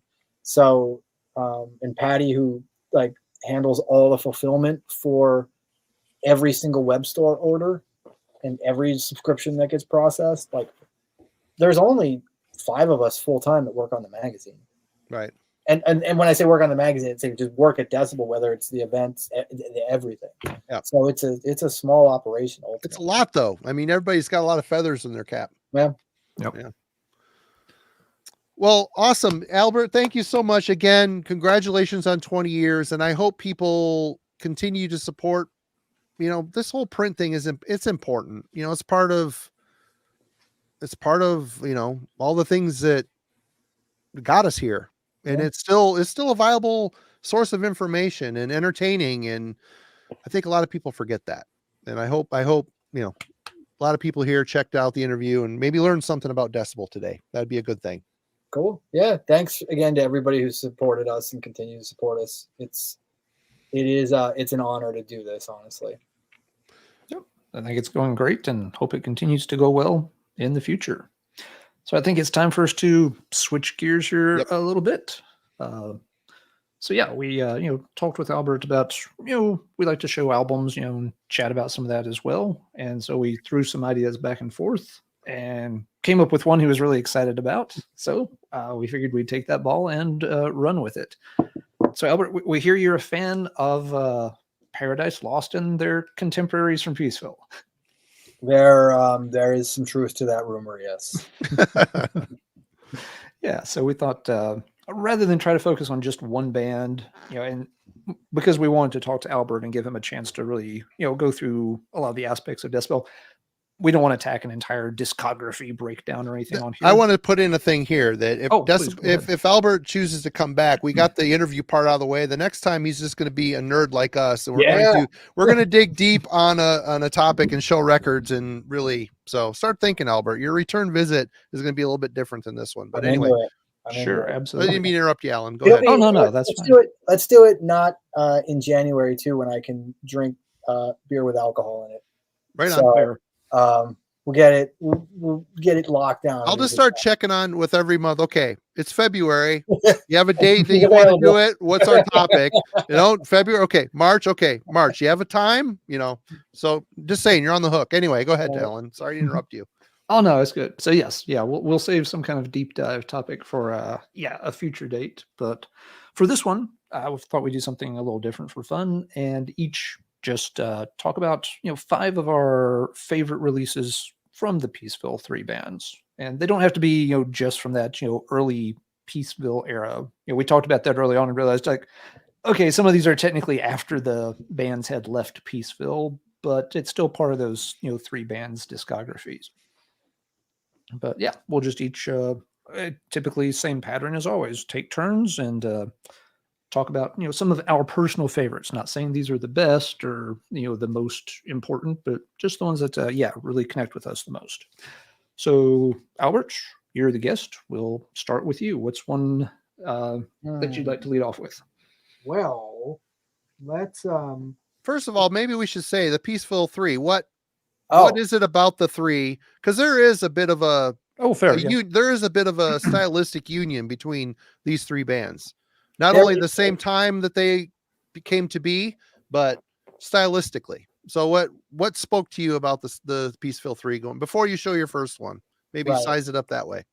I think that it's definitely of a era, specifically the early '90s, is definitely of an area which is kind of the Midlands of England, kind of the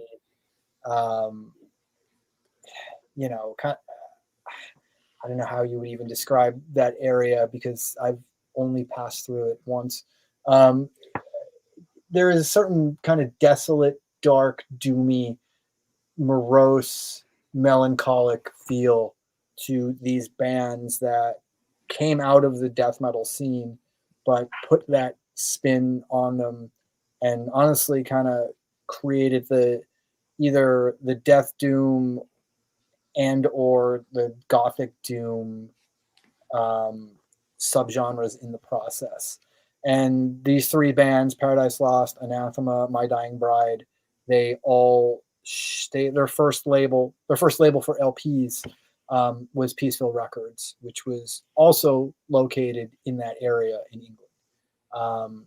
So yeah, that's kind of how they're all linked together. As the bands would evolve, they would all kind of move in differing directions, and none of them really ended up sounding the same at all by the end of their trajectories or their But current. they all kind of did something similar. They all typically dropped the death vocals for a while. That is true. They all they did. A couple bands. I mean, Paradise Lost obviously experimented probably the most out of all of the bands when it was all said and done, because they tried. They tried a lot of different things, from electronic music to really almost radio rock in some ill-fated times. And then, My Dying Bride probably stayed on the metal path the longest. They never really left it. They just kind of moved in different shades of it. And Anathema they just kind of abandoned the subgenre altogether and really went in more of a kind of traditional rock band. Yeah, post-rock kind of thing. Yeah. Coldplay. Yeah. So yeah, they all started out similarly. They all experimented quite a bit and ended up in very different places. So where you want to start? All right. Well then, that being said, I think we start with the original of the Peaceville Three, and then the most important release from that band, Paradise Lost, Gothic. This is, to me, kind of ground zero for Gothic metal, I guess is what it eventually was called. Back in when this was released, we called it Death Doom because we didn't really have another name for it, or Doom Death. Was never particularly agreed on at the time. And I know that they've kind of evolved into two separate micro genres. But yeah, Gothic is just, man, I've listened to this record so many times that I don't know if I can articulate what it means to me personally. When it came out in 1991, my first exposure to it was probably at the beginning of 1992 on the old Peaceville Volume 4 compilation, which you guys probably remember because I think that was the beginning of 92. That had so much amazing stuff on it. Amazing stuff, and then shit like GGFH. I'm like, what is this? I don't get this. Yeah. Marty, we will not besmirch the good name of the Dreamtime label this evening, okay? I'm not besmirching it, but a younger me is like, what the fuck is this? You know, this isn't metal. This is crap. But Yeah, now as I got older, I like it a little bit more. There was like kind of a lot of pedestrian death metal on that too, if you go Yeah. back and spin it. But regardless, the title track Gothic from this record was on that, and it was, you know, it had like kind of, it had female vocals, had a really melodic guitar line, it had synth, or it had synths disguised as like kind of violin strings, and it really was kind of the next level that I guess Celtic Frost kind of was attempting on to Megatherion, or not to Megatherion, I'm sorry, Into the Pandemonium. Yeah. To me, this was just like if the death metal generation interpreted Into the Pandemonium, this is what it would have been. And it, I don't know, it just kind of changed the way I thought about what extreme music could sound like when I heard it. Because, you know, 91, it was just death metal. Yeah. And this just kind of broke the mold for me anyway. But yeah, Gothic, that's I figure we gotta start at the top. Let's, you know, start with Makes sense. Yep. It's a big obvious one. How about you, Alan? Same question. The Peaceville Three. Yeah, for me, the introductions to them were different and a little bit later. None of the record stores I went to in the early 90s carried Peaceville stuff. They just didn't. So didn't see that stuff until a couple of years later. And even then, it was often hard to get a hold of them. I don't know why. I just always ended up stuck in places with very little Peaceville distribution. Just to put a real exclamation point on it, I don't think I got to hear Gothic until the 2000s. I'm not kidding. I knew about the album. I was always kind of had it in the back of my mind when I go to record stores. I could find, the later Paradise Lost albums from Shades of God forward with no problem. The ones that had come out on Peaceville, the stores never carried them. So yeah, it was probably like CDR trading around 2000 or 2001 when I finally got a copy of Gothic. Alan, leave the hall. I know it's kind of it never had really occurred to me, but when I was going through the rankings, I'm like, it's a critical album for this, and like Albert said, it's the first album for many of these bands. They're the first out of the gate with this sound. But yeah, I'm like, why don't I have that album quite, tiered as high as other people? And then I'm like, oh yeah, I didn't hear it for like 10 years. I'm trying to think. I'm sure Paradise Lost was already like in the 1 second or Believe in Nothing era before I got a copy of Gothic. They just, it wasn't for a lack of trying. Yeah. They just, I never could come across them in the wild. So yeah, I'll be starting at a different point with a Paradise Lost career, a controversial album, but one that I liked from day one, even though a lot of people didn't, is 1 second. Now, already far away from their, classic sound, but I thought this was something pretty unique, and the band seemed incredibly comfortable doing it, even though they were, obviously stepping away from a heavy metal sound. They had gotten very popular and had a lot of success with the two albums before this. And those albums are good for me to a point, but I have never liked them as much as most people do. And it's kind of hard to articulate why. They're just not albums I go back to very often. And it just seems like when they came out with this one, it felt like, okay, everything they've been trying to do on the past couple of albums has kind of gotten, smoothed over. And now it feels like, they've really kind of gotten to the point they were aiming for. So yes, I get it if people don't like 1 second, if it's a little too electronic, obviously they had the producer that, had more of a background in like, European electro music and pop and stuff. But to me, the band feels like, they're very comfortable, very at home doing this. There's a lot of really strong songs, very much get stuck in your head. I can go years without listening to this and still hum along to half the tracks. So Yeah. Now, after this point, I kind of lost track of Paradise Lost, just because I started digging back into 80s metal stuff for years. Didn't keep up with new releases very well at the time. But yeah, 1 second I think is still an important album for the band. It showed here again, they were going to start experimenting, and they were going to be successful with it. It was going to obviously rankle some of the older fans, but this wasn't something crazy and they did a poor job and it didn't work out. It actually clicked, and I thought they did a nice job. So different one, but I'll start with 1 second. I got it. I just want to say I love 1 second. Total support of 1 second. Sorry. Cheers. I gotta say, I remember the day that 1 second promo came in the mail. Pulled it out. I'm like, ooh, new Paradise Lost. I put that in. I'm like, what the fuck is happening right now? I got about a song in. I took it out. I threw it in the garbage. I said, that's where you live now. Paradise Lost is in right here. I'm like, well, shit, I got to review this. So I dug it out of the garbage. I put it on 2 listens in. I'm like, what is happening to me right now? I was trying to, Mr. Cult McCult Pants and bedroom black metal, extreme death metal. And all of a sudden this album come in and I loved it. I mean, that album is great. It's great.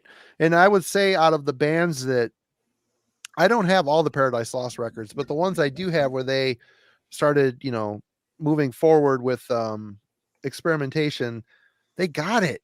They figured it out.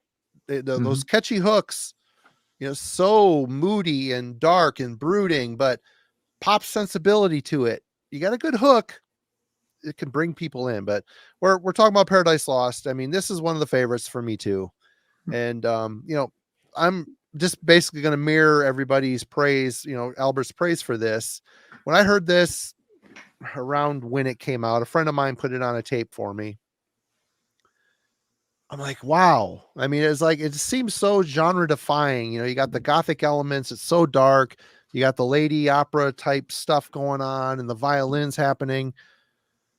It's a very groundbreaking record, and this album succeeds where albums like, although it might have been influenced by albums like Into the Pandemonium, that album on a lot of levels fails for me. Into the Pandemonium is I don't think that band finally hit their art piece until Monotheist. That band finally got their true artistic statement with Monotheist. Into the Pandemonium, they were poking the bear. They were getting there. But it was, I mean, Mexican Radio, fuck off. I mean, you start off your album with a shitty pop cover. And then there's, bad drum machine songs on there. This took that vibe and put it, like Albert said, transposed it down into a death metal, an underground aesthetic. And I didn't think about it much when I was younger, but there was always something that bugged me about this record and the albums that preceded it. And I hate to say it, I don't want to call anybody out, but the drummer, Matthew Archer, man, what could this album have been if he was a better drummer? I'm sorry. There's two. One thing against him is the drum production sucks. It kind of sounds like he's beating on a wet pizza box. This is kind of the sound, the feel of the era. I get that. And I like that charm, but he's just a very barren drummer. And I find myself as I get older in like Shades of God is another one where, man, I struggle so hard with the drum performance. It's just so pedestrian. And I hate to be a jerk like that because I could play a funky white boy beat and a thrash beat. That's all I could play on the drums. So, I mean, I get it. It's hard, but, him moving on, I get it. And I'm not saying the guy sucks. Don't get me wrong here. I don't want to be Mr. Negative guy, but the drum performance, if it was a bit more colorful on this, what could it have been? It could have been a little bit more vibrant to me, but yeah, this is a special treasure in the metal community for sure, and definitely an album worth upholding for sure. One of my favorites. You rolled your eyes when I mentioned Matthew Archer. Do you want to say something, Albert?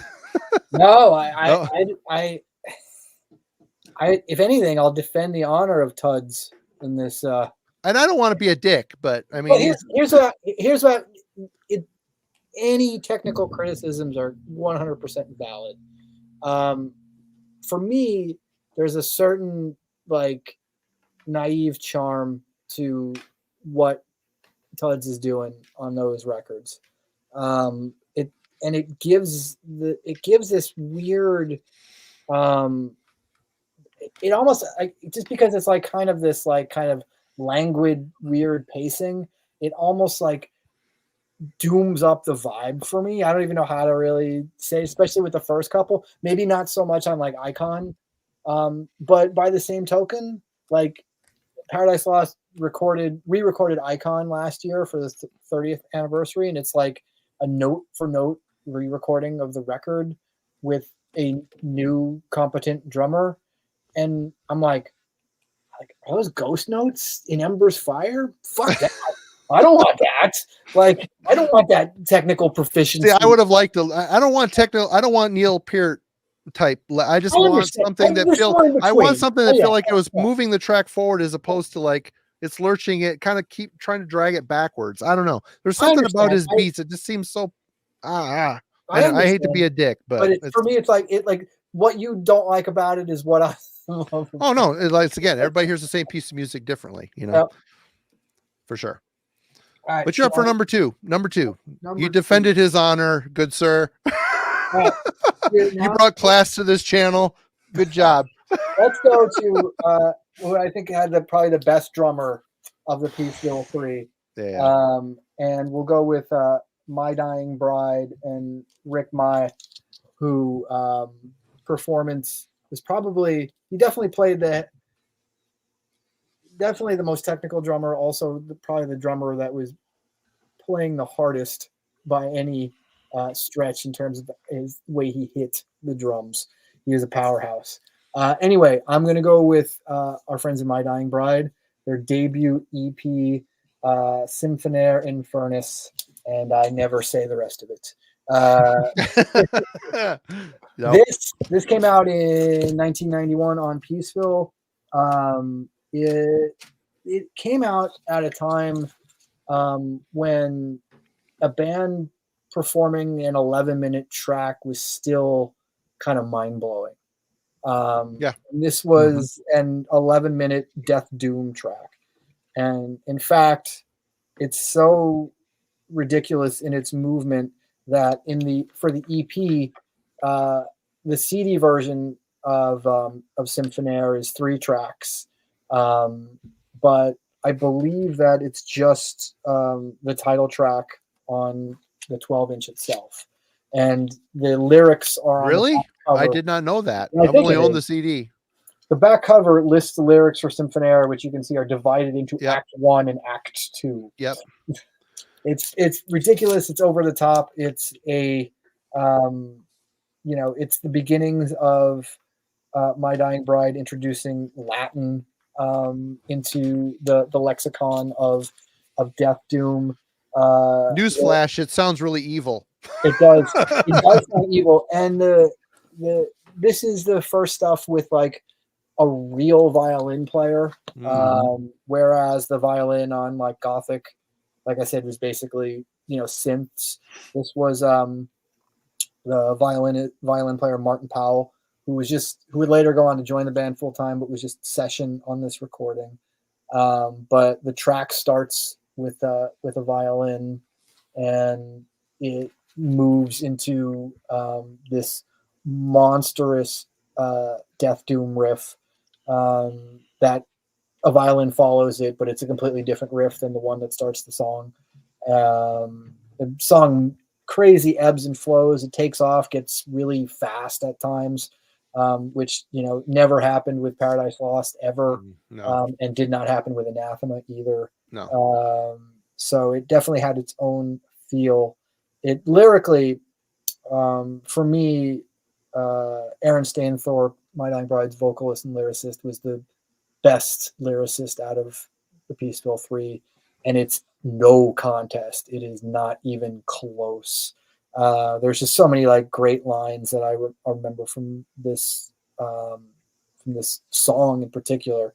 Like, it's just very evocative. I don't know. It's definitely one of a kind, and this also in some ways, even though it obviously wasn't insanely far removed from Gothic. This felt like its own like kind of subgenre at a time too, just because the death metal in it was so much more pronounced. Yeah. Like it was this was more aggressive than anything that Paradise Lost and Anathema were doing at the time, and I just absolutely love it. The song is, man, this is an all timer right here. Just holding it up makes me happy.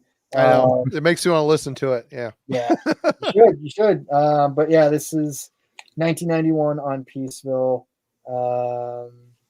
Of course, recorded at Academy Studios, where almost every single record I will hold up tonight was recorded. Right on. All right, Alan, what you got? Oh, that one's a very cool EP, and I've got something very, very similar.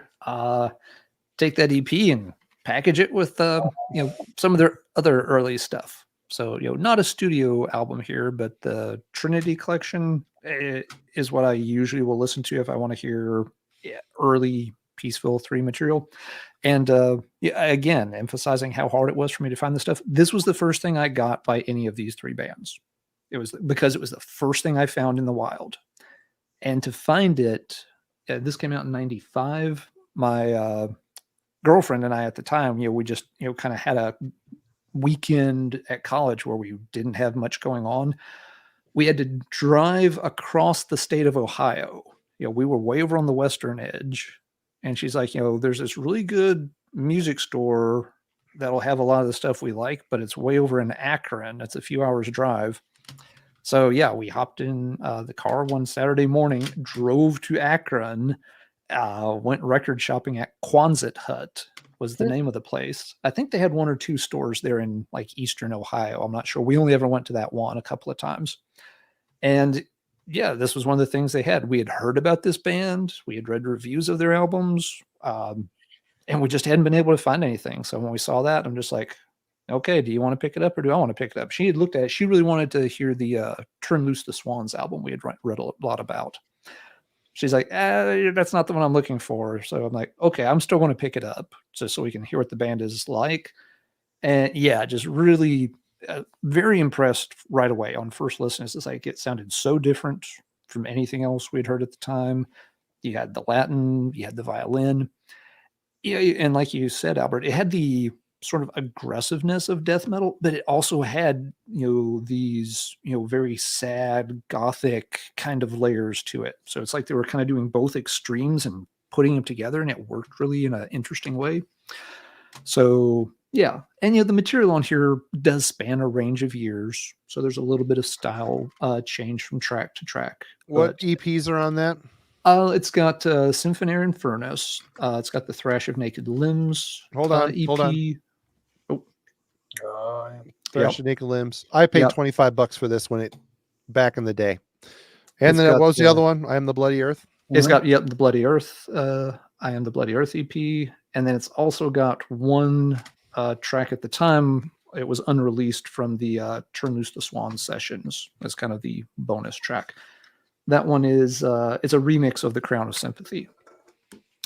So yeah, it just has always been, I thought, a really good showcase of what the band was doing, in those early years, up to Angel in the Dark River came out right before this. So obviously it doesn't contain anything from that era. It's kind of all pre Angel era.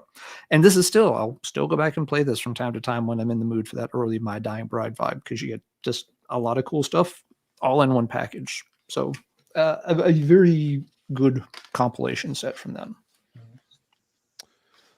Yeah. And I gotta say, I'm gonna show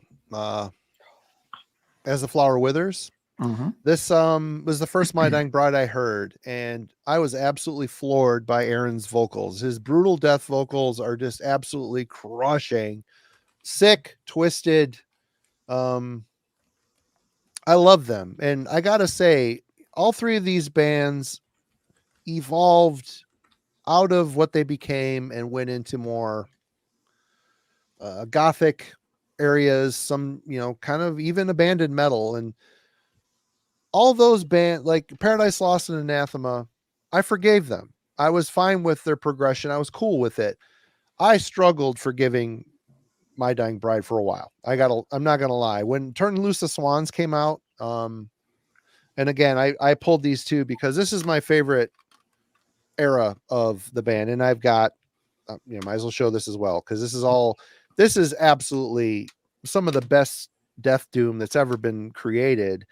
And Turn Loose the Swans came out, and I ended up loving that record. I grew with it, but the vocal style, he hadn't come into his own with it. He hadn't really perfected his style yet. It sounded very whiny to me, and I ended up liking Turn Loose the Swans. There was enough of a fraction of death and clean vocals, but I knew in my head the next album was going to be, I had a feeling it was going to, and it did. The Angel in the Dark River. I paid $25 for that import CD. I was so pissed.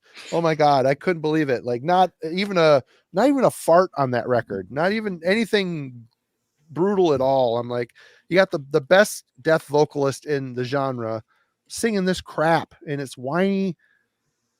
People love it. Great. And I still to this day don't like that record, but this for me, I'm off track. This for me is an awesome statement of death doom metal. There's everything from slow and brooding, dark, depressive to more upbeat. There might even be a blast beat on this. Forever People, maybe. It's just absolutely. And another thing I meant to bring up with when we were talking about Paradise Lost, there is an element of England and the thrash scene. The thrash guys seemed really late to the party, and they always seemed like an imitator. They're always trying to imitate like Testament or something. Like with this stuff and like grindcore, England finally got their own stamp of authenticity as far as I'm concerned. And I think a lot of this, especially in Paradise Lost case, there's a bit of a crust punk thing. You could tell a couple of the dudes in the band might have been into punk. Bolt Thrower's another, it's a bunch of crust punks coming together. In Battle There Is No Law is really crusty, and as they go, they become more death metal. But there's an element of what other bands would do that? Prophecy of Doom, bands like that. This whole English kind of circled around Peaceville. There was like this peaceful contingent of bands that sound like they were punk kids starting to adopt more of a death or a doom aesthetic. And this is another one too. Do I hear a lot of cross punk on this? I don't. I hear it more in Paradise Lost early stuff, but it's still, there's a uniqueness there. I can't really put my finger on it. Is it the punk influence? I don't know, but it's finally England got its own special stamp of authenticity as far as creating something. I don't want to say new. Well, yeah, I can say new. I think all this stuff it's kind of genre inventing. I mean, you got the death, the doom, the gothic. It's a very cool thing. This is a favorite of mine for sure. This whole era of My Dying Bride, where Aaron's actually, and I end up liking his vocals moving on. He got better at it. He mixed it up. That's what I don't mind that. But this early stuff is choice for me. Anyway, sorry, long-winded White Claw induced rant. Sorry, Albert. Your next one. Yeah, I'm happy to follow up and talk about As the Flower Withers, man. That's I gotta say that record, it's the guitar tone is really weird on that album. And it sounds very underground, very low. It sounds very low budget, but I like it. I don't know why. Yeah, no, it's cool. It's definitely a unique piece in their canon. That's like, every My Dying Bride record, I think, follows they all connect really well together one way or another. And I feel like for as much as I absolutely love that album, it's still, in some ways, it's kind of their one outlier of a record, but yeah, no, it's great. All right. So next up, let's get into Anathema. So good. Or who we weren't sure was called Anathema. Maybe they were Anathema. We didn't know the name. We had Us dumb Americans. We had to ask some people and found out it was Anathema. I'm showing you the original LP pressing of Serenades to look cool. But the truth is that this record, for me, existed as Serenade plus extra tracks. Which was Mhm. Crestfallen, wasn't it? Yeah, which was Yeah. Yeah. Crestfallen, minus the what is it? That long ambient track. No, wait, the long ambient track was on Serenades. They took it off, and then they put the four tracks from the Crestfallen EP that weren't They Die, and added that to Serenades. So you got the best of this fantastic debut album from Anathema, Mhm. plus the best of this little ditty right here. So I'm doing a 2-for-1 with this. Yeah. We're gonna combine these, and now it's Serenades with Which is all on this. right, exactly. Yeah. But this looks way cooler. I'm sorry. It does. I think way cooler. so- I'm half chub on that one for sure. Half chubbed up. We're good. So yeah, Anathema. I'll be right back. Anathema a bit different from PL and MDB, obviously, but I think probably the youngest of the Peaceville Three at the time. I think so. So yeah, so they were like they did 2 demos before the Crestfallen EP, and they did a 7-inch. The 7-inch was right before the EP, I think. Yeah, which I think was on Witch Hunt Records, the 7-inch. I always get confused. It was the My Dying Bride 7-inch was on Listenable, and the Anathema 7-inch was on Witch Hunt. But anyway, so after all that, they recorded this debut, Serenades, which is definitely a more eclectic sounding record than everything that they had done previously. It's obviously super rooted in the death doom of MDB and PL, but they take some chances that bands like My Dying Bride and Paradise Lost would take later in their careers. Anathema took them earlier, and they've got one song which is the kind of signature song for me on the record, Sleepless, which is right in the middle of the album, and the only way I could describe it to people at the time was like, imagine if The Cure was a death metal band, because the main guitar riff in Sleepless is like this jangly, or the verse guitar riff is just like kind of jangly, almost like Robert Smithian kind of guitar sound, and then it just erupts into a massive heavy metal, extreme metal chorus, and Darren White's vocals shift from that kind of gothy spoken to this unique singy growl that I don't think anybody else really had in the style at the time. The guitar lines are exceptionally melodic throughout. It's all super doomy, super depressing. Maybe the exception of Sweet Tears, which has a weird bounce to it, but I still love it nonetheless. But yeah, they were always kind of the one of the Peaceville Three early on that maybe didn't get all the love that they deserved at this particular time, because this stuff rules. I still don't know what the hell's happening with the album cover. Yeah, I've never figured that one out. It does look rad, and I love the colors. I do like it. Yeah. There's something about it I dig. Yeah, and the colors there was no association with Death Doom with these colors before this one. So yeah. Anyway, that's my pick for Anathema. And again, represented here via Serenades, but in truth it was Serenades plus extra tracks, so you can get And I Lost from Crestfallen, which was just a crushing doom song, and the title track Crestfallen itself, which is I think that's a Death Doom landmark right there. That is like that's seriously like eternal or Gothic level of awesomeness of the genre. That's an all-timer. So all right, I'll shut up about Serenades. Take it away, Al. Classic. Oh my god, so good. Alan.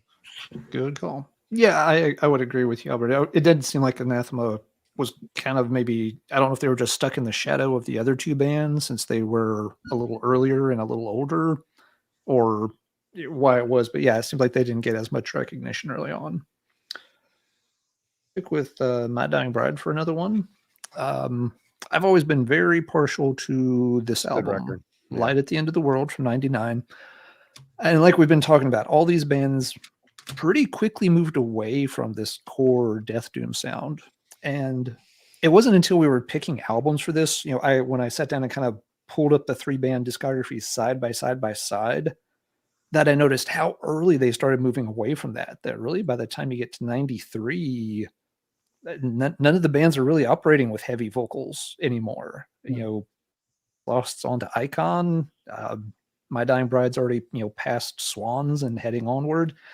And Anathema's, getting ready to do stuff like Pentecost 3. So it's like, wow, they really, as much as we associate these 3 bands with that particular Gothic Death Doom style, it was a short period in the earliest 90s when they did that. So they all go and try their hands at other things, some more successful than others. My Dying Bride was doing okay, in my opinion, with branching out. Unlike Marty, I really like Angel and the Dark River. It's not got any of the deathy elements really, but I love it for what it is. I don't mind like Gods of the Sun. It hasn't aged all that well. I liked it more 20 years ago, but Photoshop butterflies can fuck off. Forever. If you're going to hold that against them, you have to get rid of pretty much all the cover art generated from 1997 to 2005. All right. I'll let it slide. Yeah, but it's not a bad album, but it does feel a bit dated these days. Oh, sure. But then, of course, along came a spider, or at least 34% of a spider. And even though there was a spider on the cover, I felt like My Dying Bride had jumped the shark. I could not get into the 34% album. I think if you round, it's 35%, but whatever. That album has its fans. Jeff Wagner being one of them. Jeff Wagner being another, and Albert. If folks love it, if like it, that's absolutely cool. I think it's kind of neat. Oh, it's cool. Yeah, even an album that for a lot of people have a very negative visceral reaction to, I think it's kind of cool that some people dig it. It's just not the album for me. I got it when it came out, tried, but could not get into it. I revisited it a year or two ago, Marty, when we did the My Dying Bride discography with Tom. Yep. I still just this is just not My Dying Bride for me. And so I remember at the time thinking it's like, okay, this may be one of those bands. Maybe they've just drifted too far out of my sphere. Maybe I don't keep up with them anymore. But then, the following year they put this one out. It got, some interesting reviews saying, kind of return to form. So I picked it up and I thought it was a fantastic return to form. And I think it's what the band needed to do if they were going to keep moving forward with their career. They'd gotten so much flack from 35% that it's hard to imagine they could have, doubled down and stuck to that and maintained a much of a fan base at the time. They would have had people that liked it, but they would have lost the majority of their old fan base and had to adopt a new one. So they went back to basics and did what they do best. They got growly again. They got sad and gothic and romantic and all the things that people had really latched onto with My Dying Bride through everything up to the previous album. And it's just a really good set of songs. It's still one of the My Dying Bride albums I'll reach for more often than most of the others when I want to hear something from the band. So some folks could say, they chickened out, or they just played it safe, but it worked. They're very good at it, and the thing they had tried before had not gone over well. I think it helped the band too that both Paradise Lost and Anathema had migrated away from this style anyway. So there was kind of a vacancy where before there'd been 3 bands 6 years ago that were doing this stuff. By 99, there were none of the originals. So it was okay for My Dying Bride to go back, kind of move back into the old place, settle down, get comfortable, and kind of stick there throughout their career. albums have had variations on the theme and stuff over time, but they've really made this their calling card, and it works for them. But yeah, this is still one of my favorites by the band. They did what they needed to, but they delivered a good set of songs at the same time. All right. I'm cheating off of Albert's paper again here. And I got to say, Gothic came out in 1991. This one came out, well, Serenades came out in 93. Mm-hmm. And really, if you really strip it down, this is maybe a better version of Gothic. I think I put Gothic before this one because it was what I heard first. I got a little more time with it. But this is Darren White's brutal vocals are great. The track on here, I'm really terrible with song titles, sorry, but with the lady singing, it's enchanting. It's captivating. It works so well. It's just her singing a very minimal piece. It's just conveys a lot of emotion. And this and the Crestfallen EP are both on here, and whatever else is on here. But it just really, it floors me the fact that all three singers, you got Nick Holmes, you've got Darren White, you got Aaron Stanthrope. All these guys have a very gritty, I don't know if it's because of the accent. There's always been something about European and screamers, whether it's Milla from Creator on, Pleasure to Kill. The accent makes their death vocals more of a rattle. I don't know what it is, but the English accent in this death vocal context, it just sounds sicker, more putrid, more desperate. That's why these early albums by all three of these bands they're on such a pedestal for me. And not only is the music, emotive, dark, depressing, all of that stuff, the vocals really sell it. It just digs into the wretchedness of what the lyrics are about and stuff. This album is fantastic, and the Crestfallen EP as well. And there's a stretch of Anathema after this I don't care for, but this is a shining achievement. And a lot of these, like My Dying Bride, Paradise Lost, they all circled back into the extreme era. Anathema never did, but I think it's because they kind of perfected it as they went. There's a learning curve for me on a lot of this stuff, like the Silent Enigma, Alternative 4. I didn't connect with any of those records. Eternity is another one. Judgment was pretty decent, but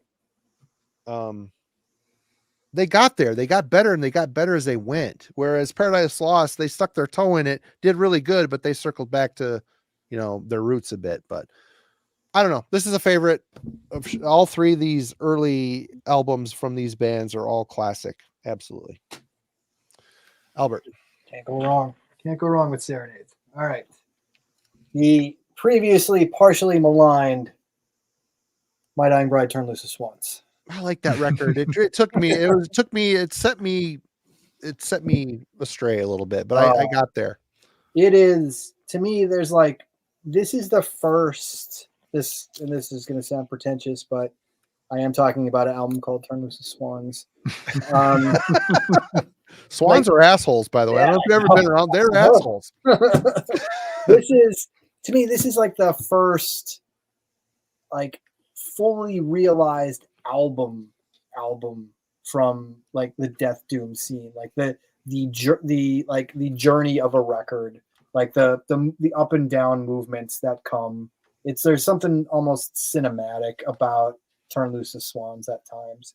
The fact that it opens with Sear Me 93, which is a song with absolutely no guitar and clean vocals, and then it moves into Your River, which starts with just like this really kind of like plaintive, quiet guitar intro, which is just like super echoey and haunting. And like there are no heavy guitars on this album for like the first 12 minutes of the record, and then it just explodes. And I don't know, man, like I'd never heard anything like it. Like obviously I'm familiar with by then Paradise Lost and the Gothic record, but I had heard this, like, I heard this before I heard Symphonaire. So I went back and discovered Symphonaire that way. Yeah. But again, I'm pretty sure that for me, the first My Dying Bride would have been As a Flower Withers era from, again, Peaceville Volume 4 compilation. But hearing this after previously hearing, I can't remember what was on there. It was either erotic literature or the Forever People. But it was, if it was one of those two, it's ripping My Dying Bride. This was not ripping in any way. This was so haunting and dark and just kind of gut wrenching. Yeah, it was like, it was a different kind of brutal. Yeah. You know, and like, I don't know, man. Like it's so like, you know, I not to turn around on Angel in the Dark River, but like there's some criticism that I would level at it is that it almost sounds like fake sad, you know, fabricated like, misery. Yeah. Not this. This is just crushing on a level that I think is incomparable in the genre. This is just so heavy and just so devastating. I just have this record is like, if Gothic is 1A, this is 1B for me. This is like, I can't get anything in frame, sorry. This is really like, I don't know, man. This is an all-timer. Martin Powell's violin is like present in different ways that it wasn't. It was like before, like when you would listen to My Dying Bride, it almost seemed like it was laid over the top of existing extreme metal songs. Where there's a clear integration in the songwriting that, like, you know, these were part of the songs as they were put together, and it really makes a massive difference. I mean, obviously, you know, we talked about Aaron's vocals. He introduces the clean singing, and it's a work in progress, but it was beyond naked and brave at the time. He was trying, and I got to give him that. He was being brave and trying something new, which is cool. Nobody sounded that naked before No. in this scene. So that really kind of stood out and separated them in a major way. And fun fact about this record, the three formats for it at the time, the original, the cassette, the LP, the double LP, and the CD all had 3 different covers. And, you know, I had to get all of them back then. So we didn't learn what the cover on the CD was until we did the stream with Tom on here, and some of the Melted Candle, Virgin Mary, on the Virgin Mary. And after they said it, I looked at them like, oh fuck yeah, I can see it. That's all I can see now. I couldn't tell what it was until someone told me what it was. Yeah, the cassette and the CD are 2 different vantage points of it. Right.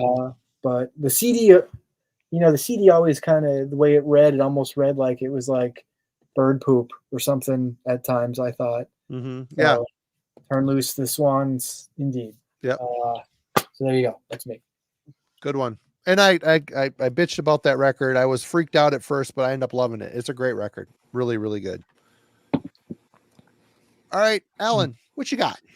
Yeah, for my 4th one, I'm just going to follow right along there. Turn loose the swans. You know, I'd agree exactly with Albert. You know, this is, you know, one of the 2 defining statements for the style. Gothic would be one, and Turn Loose the Swans would be the other one.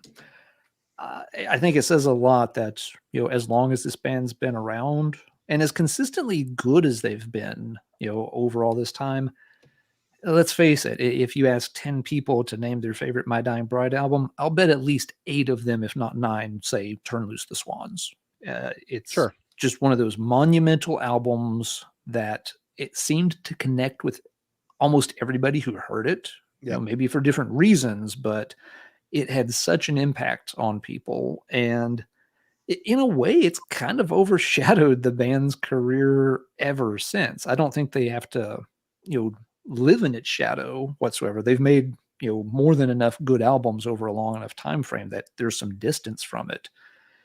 But yeah, this is the kind of album that you make it and you almost spend the rest of your career chasing that same kind of magic again if you're not careful.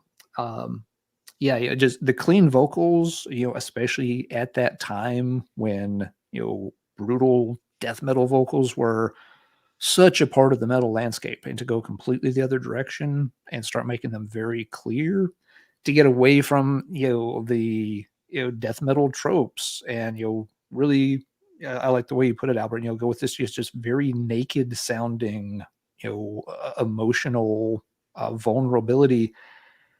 It could have been disastrous.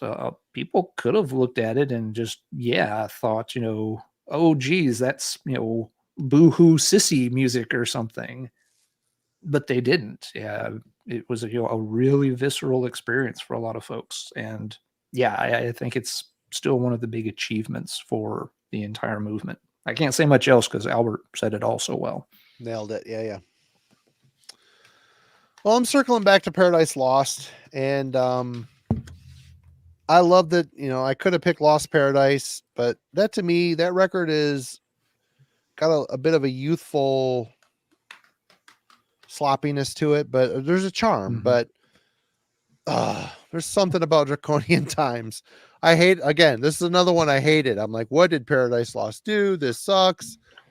But the earworm, man, the pop sensibilities. There's a level of Nick's vocals on here as a level of machismo about it that you could see. I could see him singing with the long flowing hair and unbuttoned white frilly shirt. James Hetfield style. But man, this record rules. It's just so well written. It's so catchy.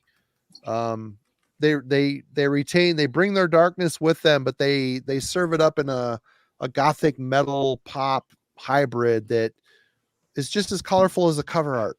It's just, there's something about this record. It's very special. 1 Second, the album that came after it, they took this aesthetic and brought it even more poppy, a little more electronic at times, but they're a great companion piece. Both records sit really well on the same shelf together to me. I put it on. This is a sing-along type of feel good, even though maybe it wasn't supposed to feel good. It still feels kind of good. I don't know. This is a favorite. Draconian Times. They're starting to really super stray from their early death doom origins, but it's all right. It's all right. Why can I forgive Paradise Lost and not forgive My Dying Bride? I finally come back to My Dying Bride, and I love them, but I was more pissed about the My Dying Bride transition than I was the Paradise. Anyway, Albert. That's funny though, because I think that most of the scene was much more upset about the Paradise Lost transition than the My Dying Bride transition. I don't have Host. I don't have any of that stuff with the one with the bees, the electronic. I don't have any of those records, so I have no idea where they went after 1 Second. I didn't come back to them until the drawn cover with the skull on it and the flowers. I can't remember. Tragic Idol. Yeah, Tragic Idol. That's where I came back to them and went, oh, fuck yeah, this is really good. Yeah. Or Life Unites Us, Death. No, wait. Fate Unites Us, Death Divides Us. I don't know. Whichever one. That one's really good too. That was the one before it. That was a good record too. But anyway. All right. Well, I could pick probably 10 Paradise Lost records. So I had to.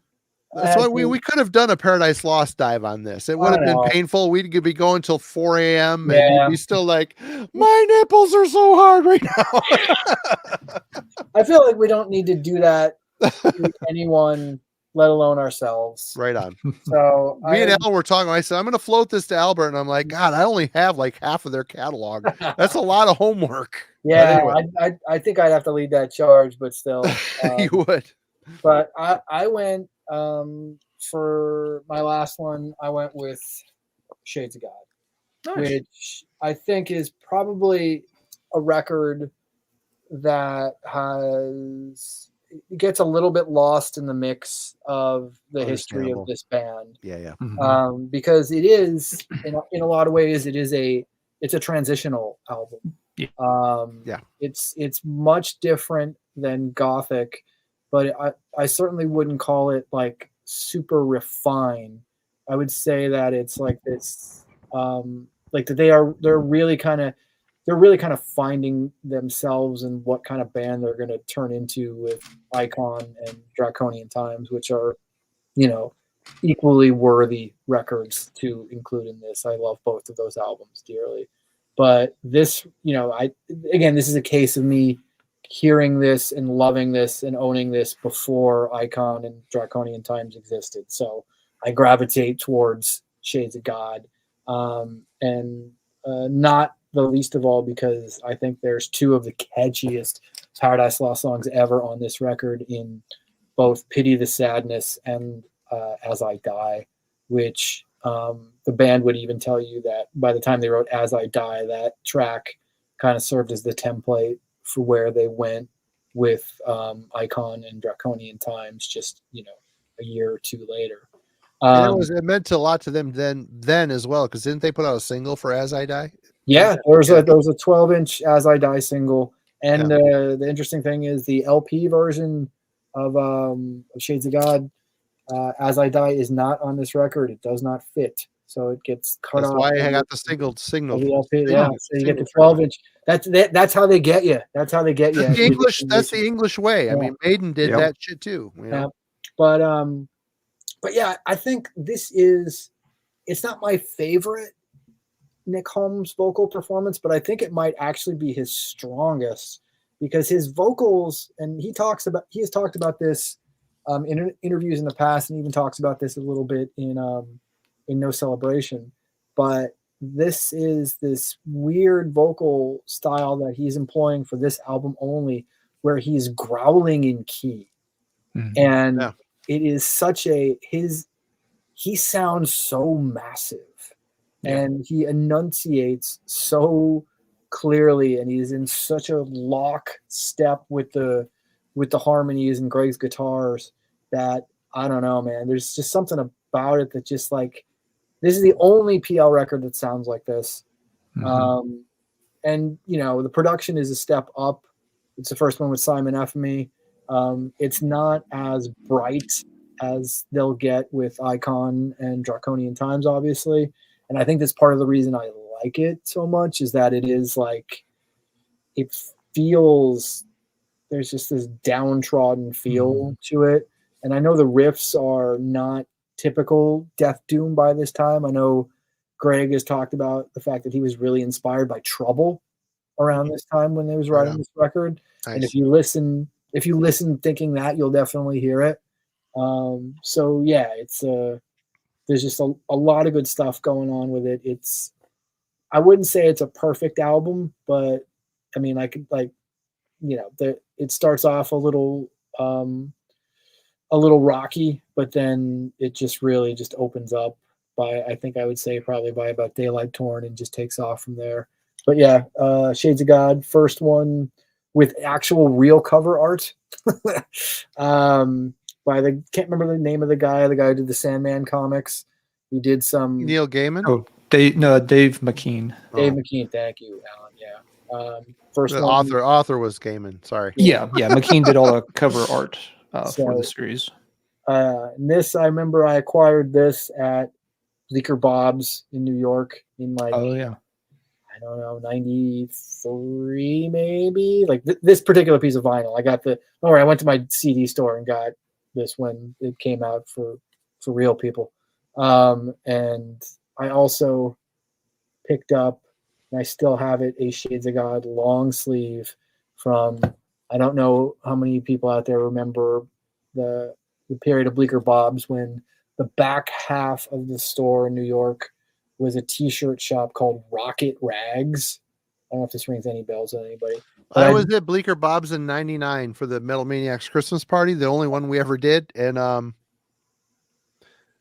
I don't remember the t-shirt shop. I just remember Bleecker Bob's being all the stock in there had been there a while, and it looked really ragged on. Ragged up. It all looked like partied on hard. Ragged up, overpriced, and by 99, mildly irrelevant. But like early 90s shit, man. Like the stuff that they had there was wild.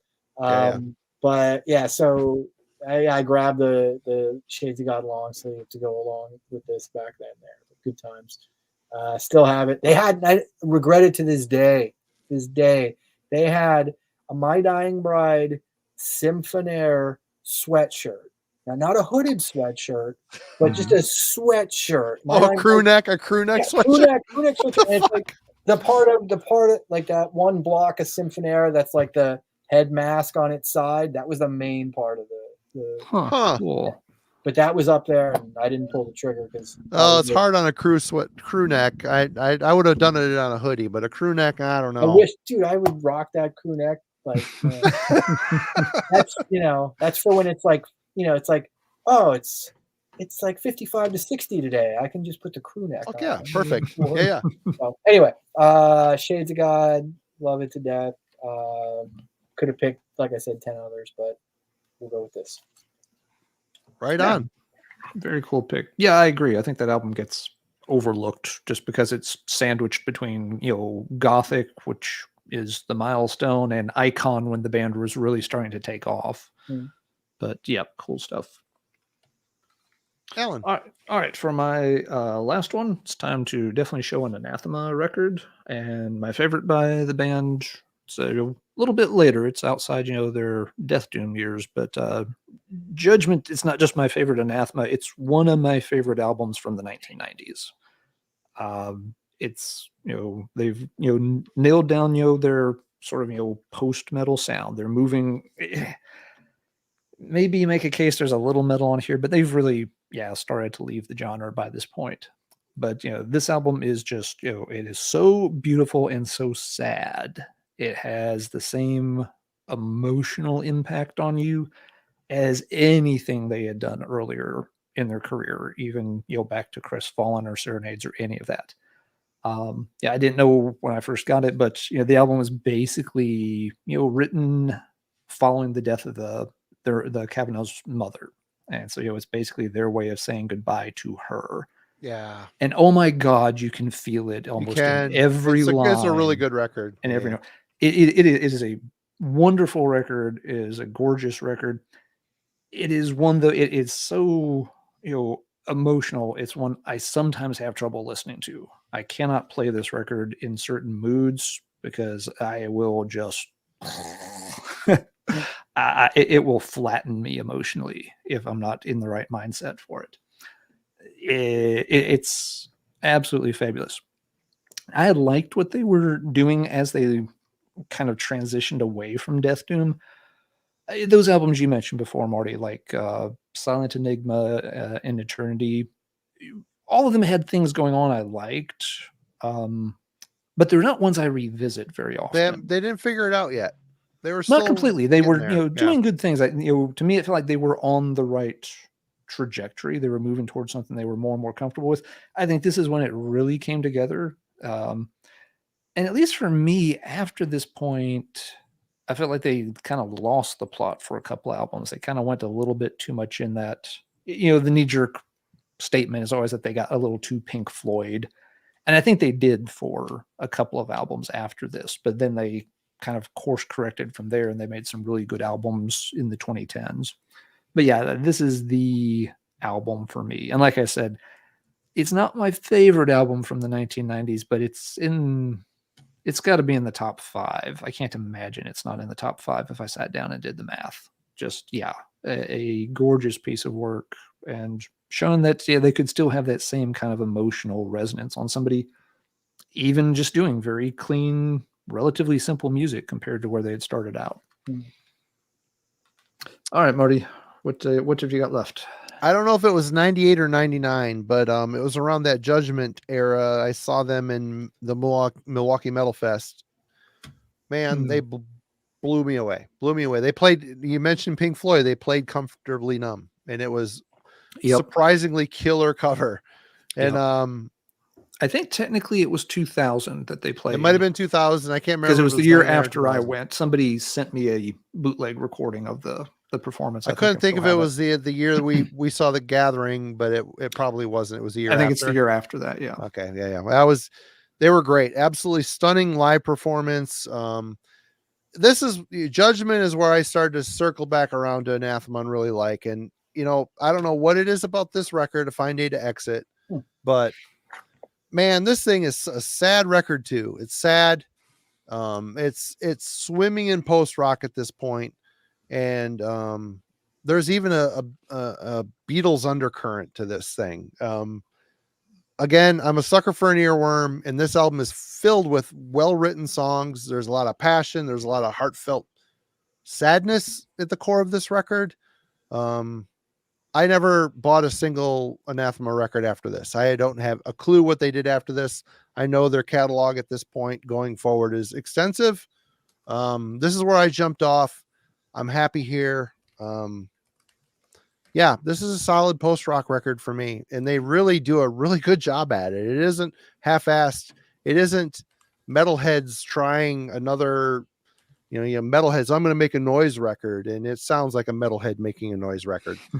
People that came up in the noise scene or in the punk scene have a different inherent know-how of how to make that stuff. Metalheads, sometimes they get it right sometimes, but I don't get that feeling here. It doesn't sound like metalheads making a post-rock. This is just they got to figure it out. They got to figure it out right now. And it's funny. Like I said, I keep going back to this, railing on My Dying Bride for their experimentation, but Anathema did it, and they got to figure it out. Paradise Lost did it. They got to figure it out. But this is a great record. I don't know. It's different. I haven't listened to it in a while, but whenever I do, it's like, oh yeah, I remember why I like this. There's a lot of passion. It's still coming off that Judgment record too. That's a great pick, Alan. I should have grabbed that one too, because I do really like that one as well. Very good. Yeah. Do you have another one, Albert, or go ahead? Go ahead. No, we agreed on 5, so Yep. I got 5, and then I shoehorned the Crestfallen EP in there. Yeah. But I would echo the sentiments that I remember. I really did like Fine Day to Exit at the time.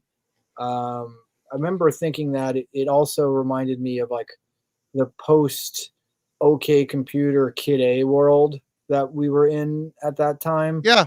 That like that a lot of that had kind of spilled over It did. into Anathema too. And I think it worked. I think they did it well. And yeah, for me, like that's the last Anathema record that I connected with in any meaningful way too. Yeah. Well, awesome. We did it. Albert. It was so 3 hours. Yeah, we did. This is a normal stream. This is a normal show for us. And again, I got to thank you. I'm very, very honored that you came and hung out with me and Alan. It was so much fun. Thank you so much. I genuinely, sincerely appreciate the invite. It was a good time. It was something I was looking forward to doing. Do you have any fourth quarter shout outs or things you got coming up you want to talk about before we jump?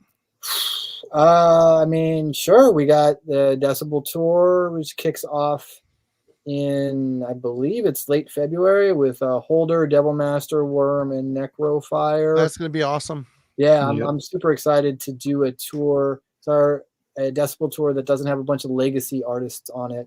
Yeah. Which, isn't a bad thing necessarily, but I wanted to do something different because this is, I think, the 11th Decibel tour or something. So we should change it up every once in a while. So we got that. In April, we have Metal and Beer Fest Philly, coming back to the Fillmore Philly.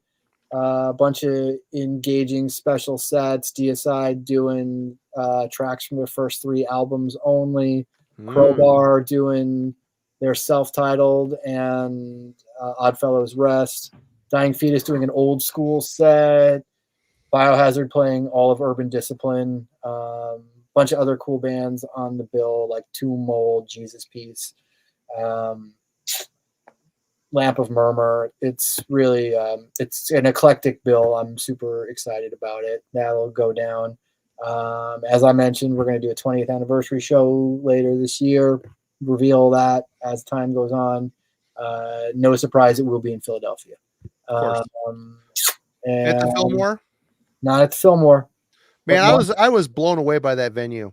I've never seen a place so cool. Yeah, I was blown away by that place. Fillmore is a good spot, man. The Metal and Beer Fest is there. But yeah, this is a different kind of show. I wanted to do something a little bit different in a different spot, but it's not, trust me, it's not very far from the Fillmore at all. In fact, it's as close as you could possibly get to the Fillmore. So we'll be doing that.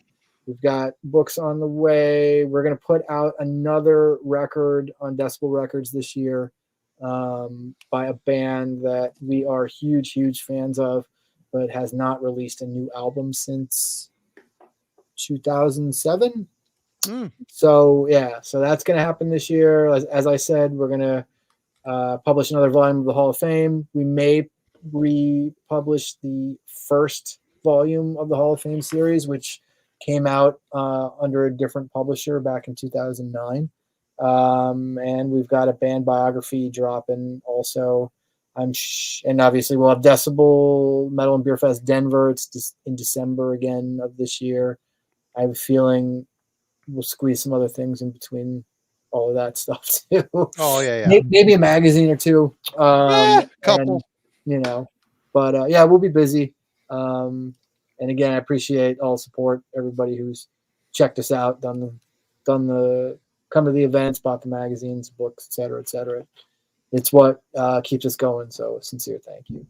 Well, Albert, I we both know all that goes into, maybe not everything, but I appreciate your sacrifice, your struggle, and you've 20 years and you're here. And thank you so much. It's so good. And you've diversified and it's great. And thank you for all the stuff you've done for Bind Rune as well. I appreciate it. And the bands that have been on the label as well. It all matters, just so you know. Cool, man. And everybody, please, we're going to get this guy back. He may not think so yet, but we're gonna sweet talk his ass back here for sure. But before we jump, show notes. Next Friday, I believe, is King Fowley is back with us. We're gonna be shooting the shit with King about something. We haven't got that figured out yet. We'll get it figured out. Doesn't matter. He'll figure it out on the fly. He'll be fine. Yeah, we'll be fine. King is he's working on some ideas for us. It'll be fun no matter what.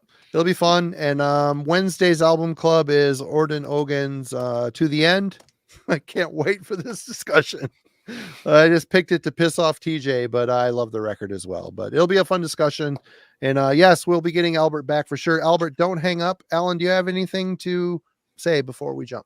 No, just thanks to everybody in the chat for joining us. And for those watching later on, thanks for checking out the show. Hope you have enjoyed it. And yeah, one last big thank you to Albert. It's been really cool getting to hang out and chat with you tonight. Cool. Well, we will see you on Monday for a new review and Wednesday for sure. So cheers, everybody. We'll see you next week. Albert, thank you again. Right. Thanks, guys. Don't hang up.